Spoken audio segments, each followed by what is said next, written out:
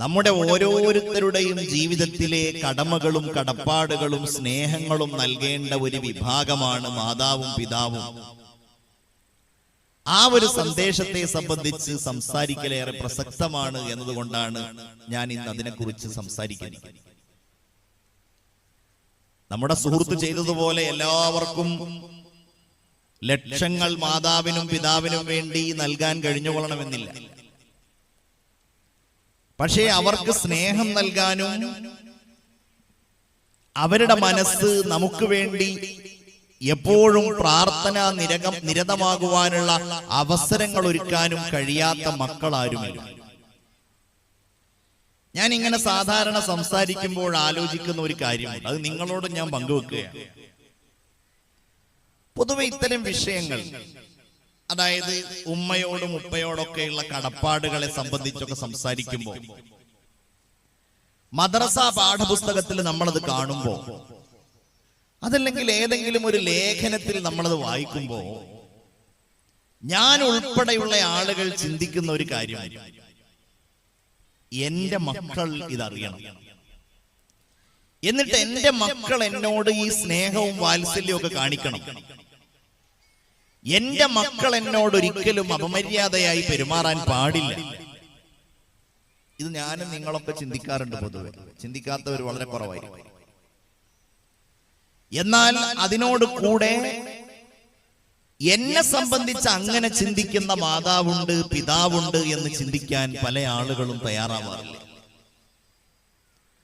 ഒരുപക്ഷെ എന്റെയും നിങ്ങളുടെയും മക്കൾ മാതാവിനോടും പിതാവിനോടുമുള്ള കടപ്പാടുകളെ സംബന്ധിച്ചും സ്നേഹത്തെ സംബന്ധിച്ചും ഒക്കെ പഠിക്കുമ്പോൾ ഇത് സ്വീകരിച്ച എന്റെ മാതാവിനോടും പിതാവിനോടും ഒക്കെ നന്നായിട്ട് പെരുമാറി സ്വർഗം നേടണമെന്ന് അവരൊക്കെ മനസ്സിൽ ഉറപ്പിച്ച് ജീവിക്കുമ്പോൾ അതിനവരെ പ്രേരിപ്പിക്കാതിരിക്കുന്നത് ഞാൻ എന്റെ മാതാപിതാക്കളോട് കാണിക്കുന്ന സമീപനമാണോ എന്നാണ് നമ്മൾ ഗൗരവത്തോടെ ചിന്തിക്കേണ്ടത്.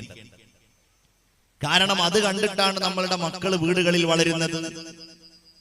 എന്റെ ഉമ്മയോട് ഞാൻ എങ്ങനെ സംസാരിക്കുന്നു, എന്റെ ഉപ്പയോട് ഞാൻ എങ്ങനെ പെരുമാറുന്നു, എന്റെ പ്രിയപ്പെട്ട മാതാപിതാക്കൾക്ക് ഞാൻ എന്തെല്ലാം സ്നേഹം നൽകുന്നു, ഇതെന്റെ മക്കൾ എന്റെ ജീവിതത്തിൽ കണ്ടുകൊണ്ടേയിരിക്കല്ലേ. അപ്പോ അതിൽ നിന്ന് അവർ മദ്രസകളിൽ പഠിച്ച അല്ലെങ്കിൽ പ്രസംഗങ്ങളിലൂടെ കേട്ട ഉസ്താദുമാരുടെ ഉപദേശങ്ങളിലൂടെ മനസ്സിലാക്കിയ കാര്യങ്ങൾ എന്റെ നേർക്ക് പ്രാവർത്തികമാക്കാൻ താല്പര്യമുള്ളവരായിട്ട് അവർ മാറുന്നില്ല. കാരണം പലപ്പോഴും നമ്മൾ തന്നെയാണ്. ഒരു കാര്യം കൂടെ ഞാൻ നിങ്ങളോട് സൂചിപ്പിക്കാൻ ആഗ്രഹിക്കുകയാണ്. നമ്മളിങ്ങനെ മാതാപിതാക്കളോട് നന്മ ചെയ്യണം, അതെന്റെ മക്കൾ എന്നോട് കാണിക്കണം എന്ന് പറഞ്ഞതുകൊണ്ട് മാത്രമായില്ല. രണ്ട് രീതിയിൽ നമ്മൾ അതിന് അവസരം ഒരുക്കി കൊടുക്കണം. രണ്ട് രീതിയിൽ ഉമ്മമാരും ഉപ്പമാരൊക്കെ ശ്രദ്ധിക്കേണ്ടതാണ്. അതിൽ ഒന്ന് ഞാൻ പറഞ്ഞു കഴിഞ്ഞതാണ്. മരണപ്പെട്ടവരാകട്ടെ ജീവിച്ചിരിക്കുന്നവരാകട്ടെ നമ്മുടെ മാതാപിതാക്കളോട് മാതൃകായോഗ്യമായ രീതിയിൽ കടപ്പാടുകൾ നിർവഹിച്ച് സ്നേഹം പ്രകടിപ്പിച്ച് അവരെ ശുശ്രൂഷിച്ച് നമ്മൾ നമ്മളുടെ മക്കൾക്ക് നമ്മോട് സ്നേഹം കാണിക്കാനുള്ള അവസരം ഒരുക്കും. രണ്ടാമത്തെ കാര്യം എന്താണ്? ആ പ്രിയപ്പെട്ട മക്കൾക്ക് നമ്മോട് ഈ കടപ്പാടുകൾ നിർവഹിക്കുവാനുള്ള അവസരങ്ങൾ നമ്മൾ ഒരുക്കി കൊടുക്കണം.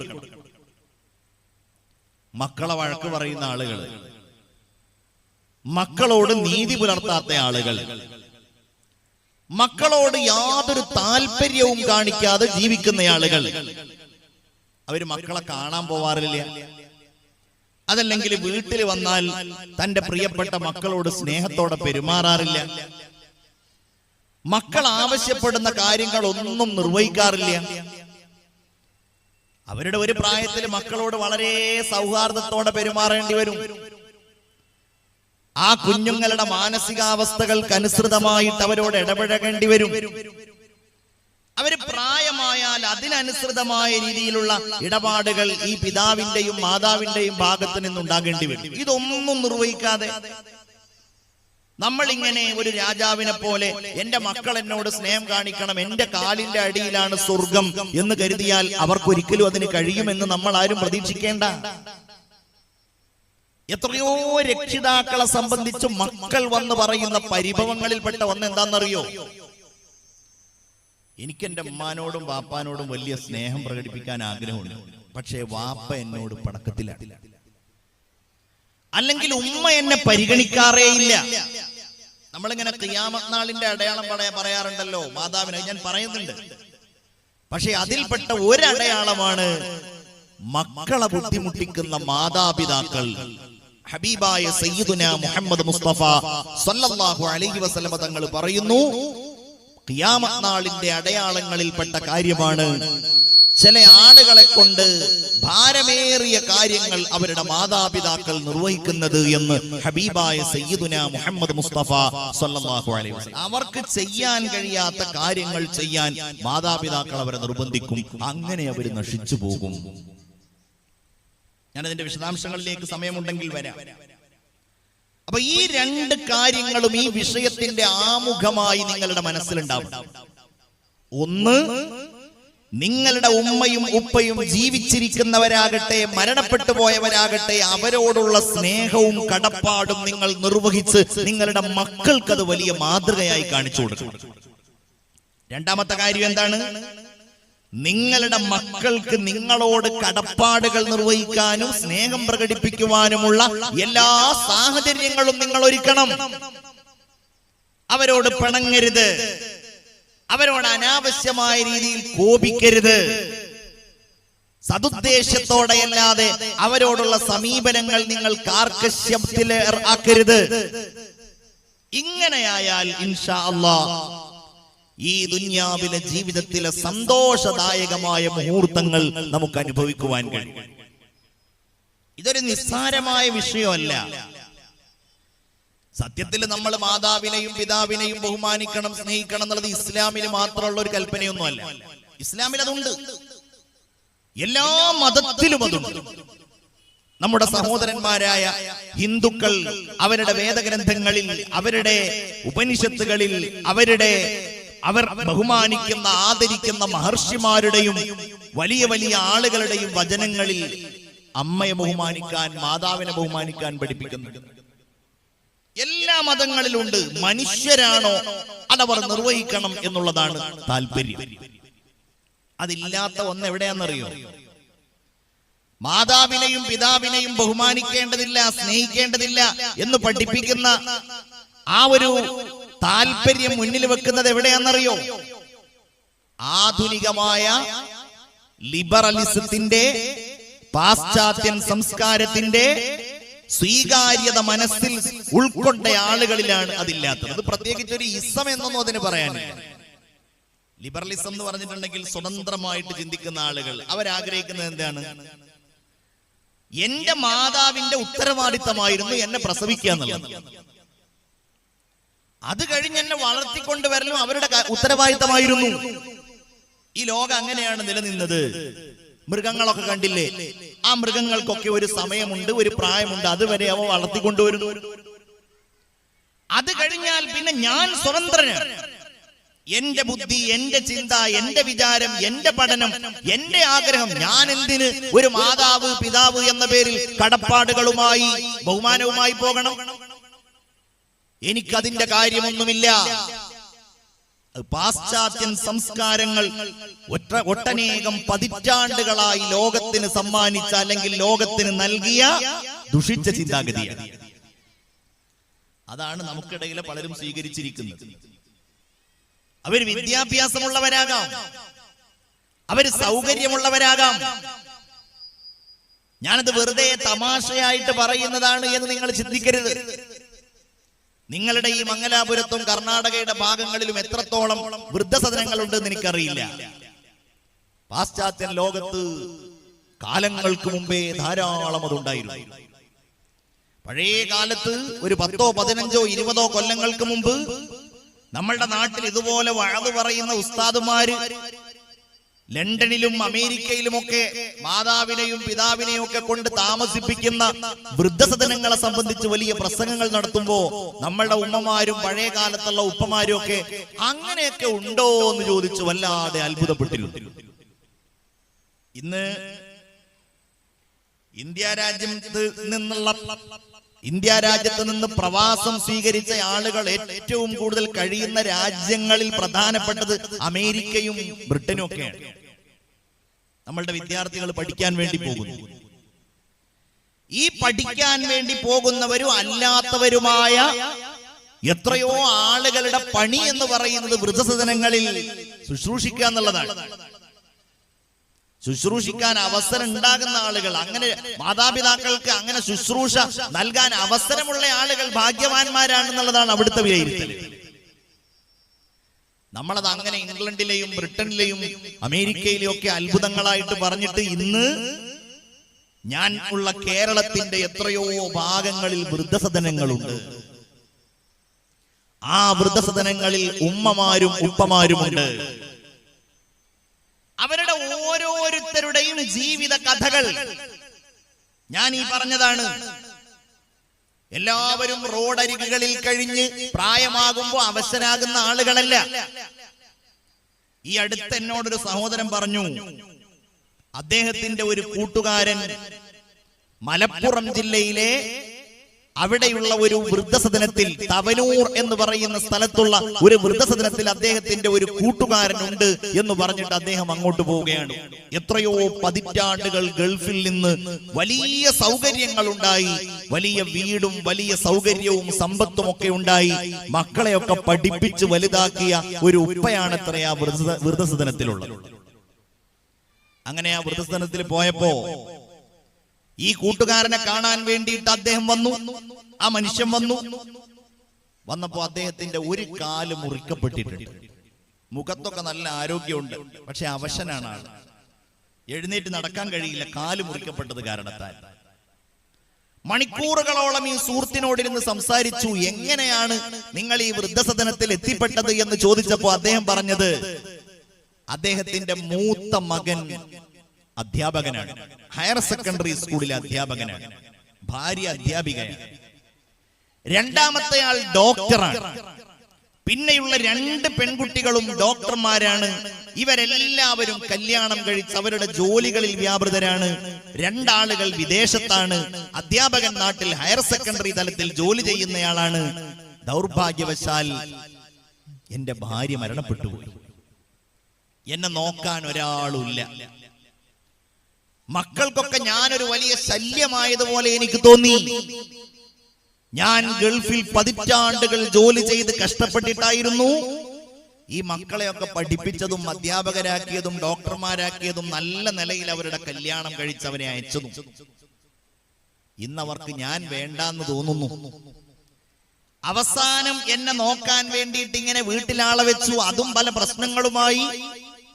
ഒടുവിൽ ഞാൻ അവരുടെയൊക്കെ അനുവാദത്തോടെ ഇങ്ങനെ ഇങ്ങോട്ട് മാറുകയാണ്. ഇതിനാവശ്യമായ കാര്യങ്ങൾ ചെയ്തപ്പോഴും അവരെന്നെ ആ വിഷയത്തിൽ നിന്ന് തടഞ്ഞില്ല. എന്നോടത് പറഞ്ഞ ആളോട് അദ്ദേഹം പറയാണ്, ഞാൻ പിന്നെ എന്താണ് അതിൽ നിന്ന് മനസ്സിലാക്കേണ്ടത്? ഞാൻ ഇങ്ങനെ ഒരിടത്തേക്ക് വരുന്നതിൽ അവർക്ക് യാതൊരു കുഴപ്പവുമില്ല എന്നല്ലേ? വൃദ്ധസദനങ്ങളിൽ മരണപ്പെടുന്ന ആളുകളോട് അവരുടെ കൂട്ടുകുടുംബങ്ങളെ സംബന്ധിച്ച്, അവരുടെ മക്കളെ സംബന്ധിച്ച്, മരുമക്കളെ സംബന്ധിച്ച് ഉള്ള ആ ലിസ്റ്റുകൾ എടുത്ത് പരിശോധിച്ച് അത്ഭുതത്തോടെയാണ് അതിന്റെ നടത്തിപ്പുകാർ സംസാരിക്കാറുള്ളത്. മരിച്ചു കഴിഞ്ഞിട്ടുണ്ടെങ്കിൽ അവരുടെ മറുപടി എന്താണ്? ഏതായാലും ഇത്രയും കാലം നിങ്ങളല്ലേ പരിപാലിച്ചത്, ഇനി മരണത്തിന്റെ കാര്യം നോക്കാനായിട്ട് ഞാൻ കുവൈത്തിൽ നിന്ന് വരണോ? ഞാൻ എന്റെ ജോലി കളഞ്ഞിട്ട് വരണോ? ഞാൻ എന്റെ ഉദ്യോഗത്തിൽ നിന്ന് ലീവ് എടുത്ത് വരണോ? അതുകൊണ്ട് ആ കാര്യം കൂടെ നിങ്ങളങ്ങ് നിർവഹിക്കൊള്ളൂ. ഇതാണ് ഞാൻ പറഞ്ഞത്. അത് ഏതെങ്കിലും ഒരു മതത്തിന്റെയോ ഏതെങ്കിലും ഒരു പ്രത്യയ ശാസ്ത്രത്തിന്റെയോ രീതിയുടെ ഭാഗമായിട്ട് വരുന്നതല്ല. അതുകൊണ്ടാണ് നമ്മൾ ഈ കാര്യം പറയുമ്പോൾ ഏറ്റവും ശക്തമായിട്ടാണ് വിശുദ്ധമായ ദീന്. ഇത് നമ്മളിങ്ങനെ മാതാപിതാക്കളെ കുറിച്ച് എന്ന് പറയുമ്പോൾ ഞാനും നിങ്ങളൊക്കെ മനസ്സിലാക്കേണ്ട ഒരു കാര്യം എന്താണെന്നറിയോ? ഈ പള്ളിയുടെ മുറ്റത്തിരുന്നു കൊണ്ട് സന്തോഷിക്കേണ്ട കാര്യം എന്താണെന്നറിയോ? ഒരു ഉപ്പ എന്ന രീതിയിൽ എന്നെ ഇത്രമേൽ ചേർത്തു പിടിച്ച മറ്റൊരു ദീനേതാണ്. ഒരു ഉമ്മ എന്ന രീതിയിൽ എനിക്ക് വേണ്ട കാരുണ്യത്തെ സംബന്ധിച്ച് പറഞ്ഞ മറ്റൊരു നബിയേതാണ്. ഇതിന്റെ ഗൗരവം സൂചിപ്പിക്കാനാണ് ഞാൻ ആമുഖമായി മഹാനായ അബ്ദുല്ലാഹ് ഇബ്നു അബ്ബാസ് റളിയല്ലാഹു അൻഹു പറഞ്ഞ ഒരു കാര്യം പറയുന്നത്. ലാ തുഖ്ബലു സലാസത്തുൻ ഇല്ലാ മഅ സലാസ. 3 കാര്യങ്ങളെ അല്ലാഹു 3 കാര്യങ്ങളോടൊപ്പമല്ലാതെ സ്വീകരിക്കുകയില്ല. 3 കാര്യങ്ങളെ അല്ലാഹു സ്വീകരിക്കണമെങ്കിൽ അതിനോടൊപ്പം 3 കാര്യങ്ങളും അനിവാര്യമാണ്. അതിൽപ്പെട്ട ഒന്ന് അസ്സലാത്തു ഇല്ലാ മഅസ്സകാ. നിസ്കാരത്തെ അല്ലാഹു സ്വീകരിക്കില്ല സക്കാത്തിനോട് കൂടെയല്ലാതെ. എല്ലാവരും നിസ്കരിക്കുന്നവരാണെന്ന് കൂട്ടിക്കോ. എല്ലാവരും നിസ്കരിക്കുന്നവരാണ്. മോനെ ഒന്ന് കൂട്ടി. എല്ലാവരും നിസ്കരിക്കുന്നവരാണ്. നിസ്കാരം ഉപേക്ഷിക്കുന്നവരായിട്ടുള്ള ആളുകൾ കുറവായിരിക്കും. അങ്ങനെ നിസ്കരിക്കുന്നവരാണെങ്കിലും അവർ സക്കാത്ത് കൊടുക്കാൻ മടിക്കുന്നവരാണെങ്കിൽ, കച്ചവടക്കാരനാണ്, സക്കാത്ത് കൊടുക്കാൻ താല്പര്യമില്ല, എന്നാലോ അവൻ കൃത്യമായി നിസ്കരിക്കുന്നവനാണ്. എന്താ പറയുന്നത്? അവന്റെ നിസ്കാരത്തെ അല്ലാഹു സ്വീകരിക്കുകയില്ല. എന്തുകൊണ്ടെന്നാൽ അല്ലാഹു എവിടെയൊക്കെ നിസ്കാര സക്കാത്തിനെ സംബന്ധിച്ച് പറഞ്ഞിട്ടുണ്ടോ അവിടങ്ങളിലെല്ലാം അത് നിസ്കാരത്തോട് ചേർത്തിയിട്ടാണ് അല്ലാഹു പറഞ്ഞിട്ടുള്ളത്. അഖീമുസ് സ്വലാത്ത വആതുസ് സകാത്ത്. നിങ്ങൾ നിസ്കാരം നിലനിർത്തണേ, നിങ്ങൾ സക്കാത്തിനെ കൊടുത്തു വീട്ടുകയും ചെയ്യണമേ. നമ്മൾ പിന്നെ ഹജ്ജ് ചെയ്യാൻ വേണ്ടി തൗഫീഖ് ഉണ്ടാക്കാൻ ദുആ ചെയ്തു. പടച്ചോനെ ഹജ്ജിന് തൗഫീഖ് ചെയ്യണേ. ഇനിയിപ്പോഴിതാ ഈ മാസം കഴിഞ്ഞ് റജബ് മാസം വന്നാൽ, 1-2 മാസം കഴിഞ്ഞ് റജബ് മാസം വന്നാൽ, ശഅബാൻ മാസം വന്നാൽ, പിന്നെ നമ്മളുടെ ദുആ എന്തായിരിക്കും? ബല്ലിഗ്നാ റമളാൻ, റമളാൻ ഞങ്ങളിലേക്ക് എത്തിക്കണേ. നോമ്പിന് വേണ്ടി നമ്മൾ ദുആ ചെയ്യും. നിസ്കാരം നിലനിർത്താൻ നമ്മൾ ദുആ ചെയ്യും. സക്കാത്തിന് എന്താ നമ്മൾ ദുആർക്കാത്തത്? എന്താ സക്കാത്ത് കൊടുക്കാനുള്ള ആ വലിയ തൗഫീഖിന് നമുക്ക് ആഗ്രഹമില്ലാത്തത്? അത് പൈസ പോകുന്ന ഏർപ്പാടാണ്. നിസ്കരിക്കാൻ കാശ് കൊടുക്കണ്ടല്ലോ എന്നുള്ളതായിരുന്നു. അത് വെറുതെ തോന്നുന്നു. സക്കാത്ത് കൊടുക്കുന്നതിന് വലിയ മാധുര്യമുണ്ട്. ഞാൻ വിഷയമല്ലാത്തത് കൊണ്ട് അതിനെ സംബന്ധിച്ച് കൂടുതൽ സംസാരിക്കുന്നില്ല. എനിക്ക് പരിചയമുള്ള ഒരു സഹോദരൻ, അദ്ദേഹം നന്നായിട്ട് സക്കാത്ത് കൊടുക്കുന്ന ആളാണ്. ഒരു ബിസിനസ്സുകാരനാണ്. വർഷത്തിൽ നന്നായിട്ട് സക്കാത്ത് കൊടുക്കും. ഒരിക്കൽ അദ്ദേഹത്തിന്റെ ഷോപ്പ് കത്തിപ്പോയി, ലക്ഷങ്ങളുടെ നഷ്ടമുണ്ടായി, വലിയ പ്രയാസത്തിലായി. സക്കാത്ത് കൊടുക്കേണ്ട സമയമായപ്പോ അദ്ദേഹത്തിന് സക്കാത്ത് കൊടുക്കാൻ വലിയ മടിയായി. ഇക്കൊല്ലം സക്കാത്ത് കൊടുക്കണ്ടെന്ന് അദ്ദേഹം തീരുമാനിച്ചു. അപ്പോഴാണ് ചില സക്കാത്ത് മുമ്പ് കിട്ടിയിരുന്ന ആളുകൾ അദ്ദേഹത്തിന്റെ അടുക്കൽ പല കാര്യങ്ങൾക്ക് വേണ്ടിയും വരുന്നത്. ഈ പ്രതീക്ഷയോടെ വരുന്ന ഭാര്യ പറഞ്ഞു, ഇക്ക എന്തിനാണ് ഈ വർഷം സക്കാത്ത് കൊടുക്കാതിരിക്കുന്നത്? ഏതായാലും അവരൊക്കെ നിങ്ങളെ പ്രതീക്ഷിച്ചിരിക്കല്ലേ. ഇദ്ദേഹം പറയുകയാണ്, ഞാൻ നഷ്ടത്തിലാണെങ്കിലും, ഞാൻ വലിയ പ്രയാസത്തിലാണെങ്കിലും ഞാൻ സക്കാത്ത് കൊടുക്കാൻ തീരുമാനിച്ചു. അങ്ങനെ ഞാൻ സക്കാത്ത് കൊടുത്തു. എന്റെ ആ സമയത്തുള്ള എന്റെ വിപണിയിലുള്ള കാര്യങ്ങളെല്ലാം നോക്കിയിട്ട് ഞാൻ സക്കാത്ത് കൊടുത്തു എന്ന് പറഞ്ഞിട്ട് ആ സഹോദരൻ അടുത്ത കൊല്ലമാണ് ഈ സംഭവം പറയുന്നത്. അടുത്ത കൊല്ലം അയാൾ സക്കാത്ത് കൊടുക്കാനുള്ള പൈസ കൂട്ടി നോക്കുമ്പോ കഴിഞ്ഞ വർഷം കൊടുത്തതിനേക്കാൾ, അതിന്റെ മുമ്പുള്ള വർഷങ്ങളിൽ അയാൾ നൽകിയതിനേക്കാൾ വലിയ പണം സക്കാത്തിൻ്റെതായിട്ട് അയാളുടെ കയ്യിൽ വന്നു. മറ്റുള്ളവർക്ക് ധാരാളം സക്കാത്ത് കൊടുക്കാൻ ആവശ്യമായ പണം കിട്ടുന്ന രീതിയിൽ അയാളുടെ കച്ചവടം ലാഭത്തിലായി. എല്ലാം നഷ്ടവും അവസാനിച്ച് വലിയ രീതിയിൽ അയാളുടെ കച്ചവടം ആ വർഷം വിജയിച്ചതായി അയാൾക്ക് ബോധ്യപ്പെട്ടു എന്ന് എന്നോട് പറഞ്ഞു. അപ്പൊ ഞാൻ പറഞ്ഞു, അത് സക്കാത്തിന്റെ പ്രത്യേകത അത് തന്നെയല്ലേ. സക്കാത്ത് എന്ന് പറഞ്ഞാൽ അതിന് 2 അർത്ഥമാണുള്ളത് പ്രധാനമായും. എന്താണ് സക്കാത്ത് എന്ന് പറഞ്ഞാൽ? എന്താ? ഒന്ന് അത്തതുഹീറു, അത് ശുദ്ധീകരിക്കലാണ്. ഇത്രയും വലിയ പൈസയില്, ഈ സമ്പത്തില് മറ്റുള്ള ആളുകളുടെ അവകാശങ്ങൾ കുറെ കിടക്കുന്നുണ്ട്. അതെടുത്തിട്ട് ആ സമ്പത്തിനെ അങ്ങ് ശുദ്ധീകരിക്കുകയാണ്. രണ്ടാമത്തെ അതിന്റെ അർത്ഥം മന്നമാഉ, വളർച്ച എന്നുള്ളതാണ്. അഥവാ ഇതിൽ നിന്ന് അതിന്റെ അവകാശികൾക്ക് സക്കാത്തിന്റെ പണം പോകുമ്പോ ബാക്കിയുള്ള സമ്പത്തിൽ അല്ലാഹു അയാൾ പ്രതീക്ഷിക്കാത്ത രീതിയിലുള്ള വളർച്ച നൽകും. ഞാൻ നിങ്ങളോട് സൂചിപ്പിക്കുന്നത് ഖിയാമത്ത് നാളിന്റെ അടയാളങ്ങളിൽ ഒന്ന് തന്നെയാണ് സക്കാത്ത് കൊടുക്കാൻ ആളുകൾ മടിക്കുകയും മറ്റുള്ളവർക്ക് സക്കാത്ത് കിട്ടാതെ സക്കാത്ത് കടമായി കെട്ടിക്കിടക്കുകയും ചെയ്യുന്ന കാലമെന്ന് ആദരവായ സയ്യിദുനാ മുഹമ്മദ് മുസ്തഫ സല്ലല്ലാഹു അലൈഹി വസല്ലം ഞാൻ പറഞ്ഞത്, പരിശുദ്ധമായ സക്കാത്ത് കൊടുക്കാതെ നിസ്കാരങ്ങളെ അല്ലാഹു സ്വീകരിക്കുകയില്ല. കാരണം വിശുദ്ധമായ ഖുർആനില് സക്കാത്ത് പറയുന്നതെല്ലാം നിസ്കാരത്തോട് ചേർത്തിട്ടാണ് പറഞ്ഞിട്ടുള്ളത്. ഞാൻ ഇനി അതിന്റെ വിശദാംശങ്ങളിലേക്ക് പോകുന്നില്ല. രണ്ടാമത്തെ കാര്യം ഏതാണ്? ഇത്വാഅത്തുല്ലാഹി ഇല്ലാ മഅ ഇത്വാഅത്തിർ റസൂൽ. അല്ലാഹുവിന്റെ റസൂലിന് വഴിപ്പെടാതെ അല്ലാഹുവിനുള്ള വഴിപ്പെടലിനെ അല്ലാഹു സ്വീകരിക്കുകയില്ല. ഞാൻ അല്ലാഹുവിൽ വിശ്വസിക്കുന്ന ആളാണ് എന്ന് പ്രഖ്യാപിച്ച ഒരാൾ അയാൾ നബിയെ സ്വീകരിക്കുന്നില്ല എങ്കിൽ, ഹബീബായ നബിയോടുള്ള താല്പര്യം അയാൾക്കില്ല എങ്കിൽ, ചിലപ്പോൾ അയാൾ ഇസ്ലാമിൽ നിന്ന് തന്നെ പുറത്തു പോകാൻ സാധ്യതയുണ്ട്.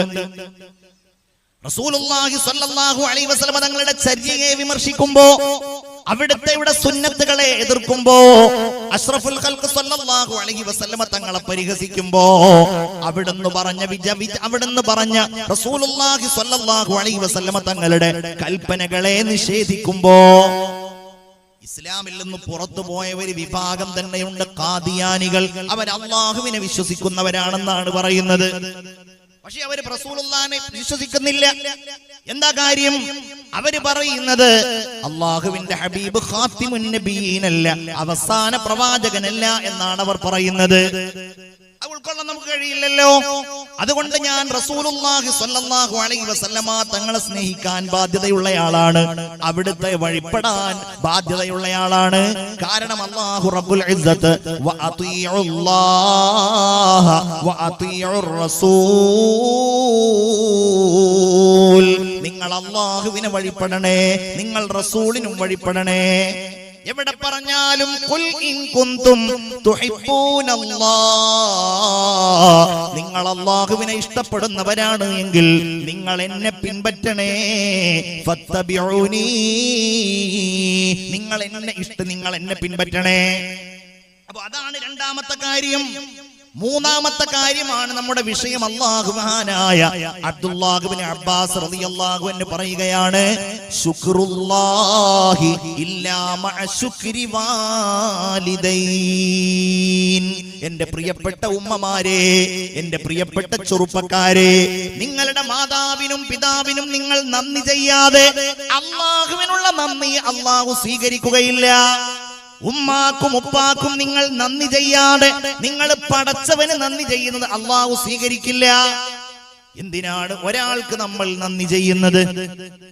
ഒരാളോട് എപ്പോഴാണ് നമ്മൾ താങ്ക്സ് എന്ന് പറയാറുള്ളത്? അയാളുടെ ഭാഗത്ത് നിന്ന് നമുക്ക് എന്തെങ്കിലും ഒരു അനുഗ്രഹം കിട്ടുമ്പോഴാണ്, എന്തെങ്കിലും ഒരു ഉപകാരം അയാൾ നമുക്ക് ചെയ്തു തരുമ്പോഴാണ്. ഒരാൾ നമുക്ക് വെള്ളം തരുമ്പോ, ഒരാൾ നമുക്ക് പൈസ തരുമ്പോ, ഒരാൾ നമുക്ക് എന്തെങ്കിലും സഹായം തരുമ്പോ നമ്മൾ അയാൾക്ക് നന്ദി ചെയ്യും. അത് ചിലപ്പോ പ്രവർത്തനങ്ങളിലൂടെയാകാം. എന്നതുപോലെ തന്നെ അല്ലാഹുവിനുള്ള നന്ദി അവൻ നമുക്ക് നൽകിയ നിഅമത്തുകൾക്കാണ് നമ്മൾ അല്ലാഹുവിന് ശുക്ർ ചെയ്യുന്നത്. അൽഹംദുലില്ലാഹ്, സർവസ്തുതികളും അല്ലാഹുവിനാണെന്ന് നമ്മൾ പറയുന്നത് പടച്ച തമ്പുരാനുള്ള നന്ദിയുടെ ഭാഗമായിട്ടാണ്. അല്ലാഹുവിന് വേണ്ടി നമ്മൾ സുജൂദ് ചെയ്യുന്നത്, റുകൂഅ് ചെയ്യുന്നത്, ഈ ഇൽമിന്റെ മജ്ലിസിൽ നമ്മൾ ഇബാദത്തിന്റെ ഭാഗമായിട്ടിരിക്കുന്നത്, ഈ മസ്ജിദ് നിർമ്മിക്കാൻ വേണ്ടിയിട്ട് നമ്മൾ ദാനധർമ്മങ്ങൾ ചെയ്തത്, ഇതിനു വേണ്ടിയിട്ട് നിങ്ങൾ കഠിനാധ്വാനം ചെയ്തത്, അതെല്ലാം അല്ലാഹുവിനുള്ള നന്ദിയാണ്. പക്ഷേ ഒരു കാര്യം ഓർക്കണേ, ആ നന്ദി അല്ലാഹു സ്വീകരിക്കണോ? നിങ്ങൾ ഈ പള്ളിക്ക് സദഖ ചെയ്തത് അല്ലാഹു സ്വീകരിക്കണോ? ഈ പള്ളിക്ക് നിങ്ങൾ രാത്രി സമയം ഒരുമിച്ച് കൂടിയിട്ട് കർമ്മങ്ങൾ ചെയ്തത് അല്ലാഹു സ്വീകരിക്കണോ? ഇന്ന് നിങ്ങൾ ഇശാ നിസ്കരിച്ചത് അല്ലാഹു സ്വീകരിക്കണോ? ലക്ഷങ്ങൾ ചെലവഴിച്ചിട്ട് നിങ്ങൾ വിശുദ്ധമായ ഹറമിൽ പോയി ഹജ്ജ് നിർവഹിച്ചത് അല്ലാഹു സ്വീകരിക്കണമോ? ശുക്ർ അല്ലാഹു സ്വീകരിക്കണമോ? ഇല്ലാ മഅ ശുക്രി വാലിദൈൻ, മാതാവിനും പിതാവിനും നന്ദി ചെയ്യാതെ അല്ലാഹുവിനുള്ള നന്ദി അല്ലാഹു സ്വീകരിക്കില്ല. അപ്പൊ ഹജ്ജ് ചെയ്ത ഒരാളാണ്, ഉമ്മാനോട് പോയി പണി നോക്കാൻ പറയുന്ന ആളാണ്. ഉംറ ചെയ്ത ഒരാളാണ്, വാപ്പയുടെ രോഗം ചികിത്സിക്കാൻ മടി കാണിക്കുന്ന ആളാണ്. എങ്ങനെയാണ് അല്ലാഹു അവന്റെ ഉംറയെ സ്വീകരിക്കുക? അവന്റെ മുമ്പിലേക്ക് ഒരു പെൺകുട്ടിയുടെ കല്യാണക്കാര്യം പറഞ്ഞു വന്നപ്പോ 2 പവന്റെ പണം കൊടുത്ത ചെറുപ്പക്കാരനാണ്. പക്ഷേ അവന്റെ ഉപ്പാക്ക് രോഗം വന്ന് അവന്റെ സഹോദരൻ ഹോസ്പിറ്റലിന്റെ ബില്ലടക്കാൻ വേണ്ടിയിട്ട് ഒരു 10,000 രൂപ ചോദിക്കുമ്പോ അത് നീ തന്നെ അങ്ങ് കൊടുത്തോ എന്ന് പറഞ്ഞിട്ട് ഉപ്പായുടെ ചികിത്സക്ക് വേണ്ടിയിട്ട് ഉണ്ടായിട്ടും കൊടുക്കാൻ താല്പര്യമില്ലാത്തയാളാണ്. എങ്ങനെയാണ് അല്ലാഹു തആല പടച്ചോന്റെ നന്ദിയെ സ്വീകരിക്കുക? നമ്മൾ വിചാരിക്കും ഇങ്ങനെയൊക്കെ ലോകത്ത് ഉണ്ടാകുന്നുണ്ടോ? ഞാൻ നിങ്ങളോട് പറയുന്നു, അത് ഖിയാമത്ത് നാളിന്റെ അടയാളമാണ്. ഹബീബായ മുഹമ്മദ് മുസ്തഫ. എല്ലാവരും ഉറക്ക സ്വലാത്ത് ചൊല്ലൂ, മുഹമ്മദ് മുസ്തഫ. നമ്മൾ 2 കാര്യമാണ് ആഗ്രഹിക്കുന്നത്. ഒന്നെന്താണ്? ഖിയാമത്ത് നാളിന്റെ അടയാളം മകൻ എന്നുള്ള നിലക്ക് എന്നിൽ നിന്നുണ്ടാവരുത്. ഈ ഇരിക്കുന്ന ആളുകളൊക്കെ ഉമ്മമാരും ഉപ്പമാരും ഉള്ളവരായിരിക്കും. ചിലപ്പോൾ ഉമ്മമാരും ഉപ്പമാരും മരണപ്പെട്ടു പോയിട്ടുണ്ടാവാം. അള്ളാഹു അവരുടെ ഖബർ വിശാലമാക്കി കൊടുക്കട്ടെ. അള്ളാഹു അവരുടെ ഖബർ സ്വർഗമാക്കി കൊടുക്കട്ടെ. അപ്പൊ നമ്മൾ ആഗ്രഹിക്കുന്നത് എന്താണ്? ഖിയാമത്ത് നാളിന്റെ അടയാളം എന്നിലൂടെ പുലരാൻ പാടില്ല. ഇവിടെ ഇരിക്കുന്ന സഹോദരിമാരെ, നിങ്ങൾക്ക് അങ്ങനെ ഒരു ആഗ്രഹമില്ലേ? ഇതിന്റെ വേറൊരു വിഷയം എന്താണെന്നറിയോ?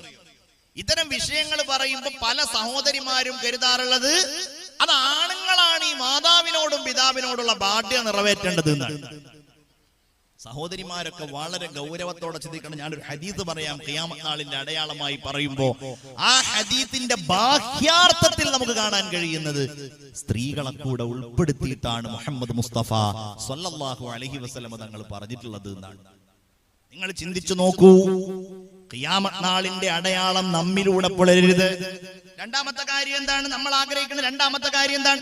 പടച്ചവനെ, എന്റെ മക്കളിലൂടെ ഖിയാമത്ത് നാളിന്റെ അടയാളങ്ങൾ പുലരരുത്. എന്റെ മക്കളിൽ ഈ കാണുന്ന അടയാളങ്ങൾ ഉണ്ടാവരുത്.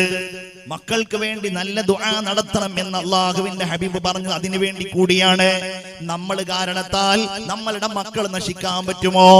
അതവരെ വേണ്ട വൃത്തിയിലേക്ക് കൊണ്ടുപോയിട്ട് മാത്രമല്ല, അതവർക്ക് നേരായ മാർഗം കാണിച്ചു കൊടുക്കാതിരുന്നിട്ട് മാത്രമല്ല, അവരുടെ ജീവിതത്തിൽ എന്തെങ്കിലും സാഹചര്യങ്ങൾ കാരണത്താൽ ഉമ്മ എന്ന രീതിയിൽ, ഉപ്പ എന്ന രീതിയിൽ അവർ കടപ്പാടുകൾ നിർവഹിക്കാൻ തയ്യാറാകാതിരുന്നാൽ, അവർ സ്നേഹിക്കാൻ തയ്യാറാകാതിരുന്നാൽ, അതിന് വലിയ അലവലാതിയാണെന്നില്ല. ചിലപ്പോ മോശക്കാരനായിട്ടുണ്ടെങ്കിൽ ഈ ഒരു കാര്യം ചെയ്താലും രക്ഷപ്പെട്ടേക്കും.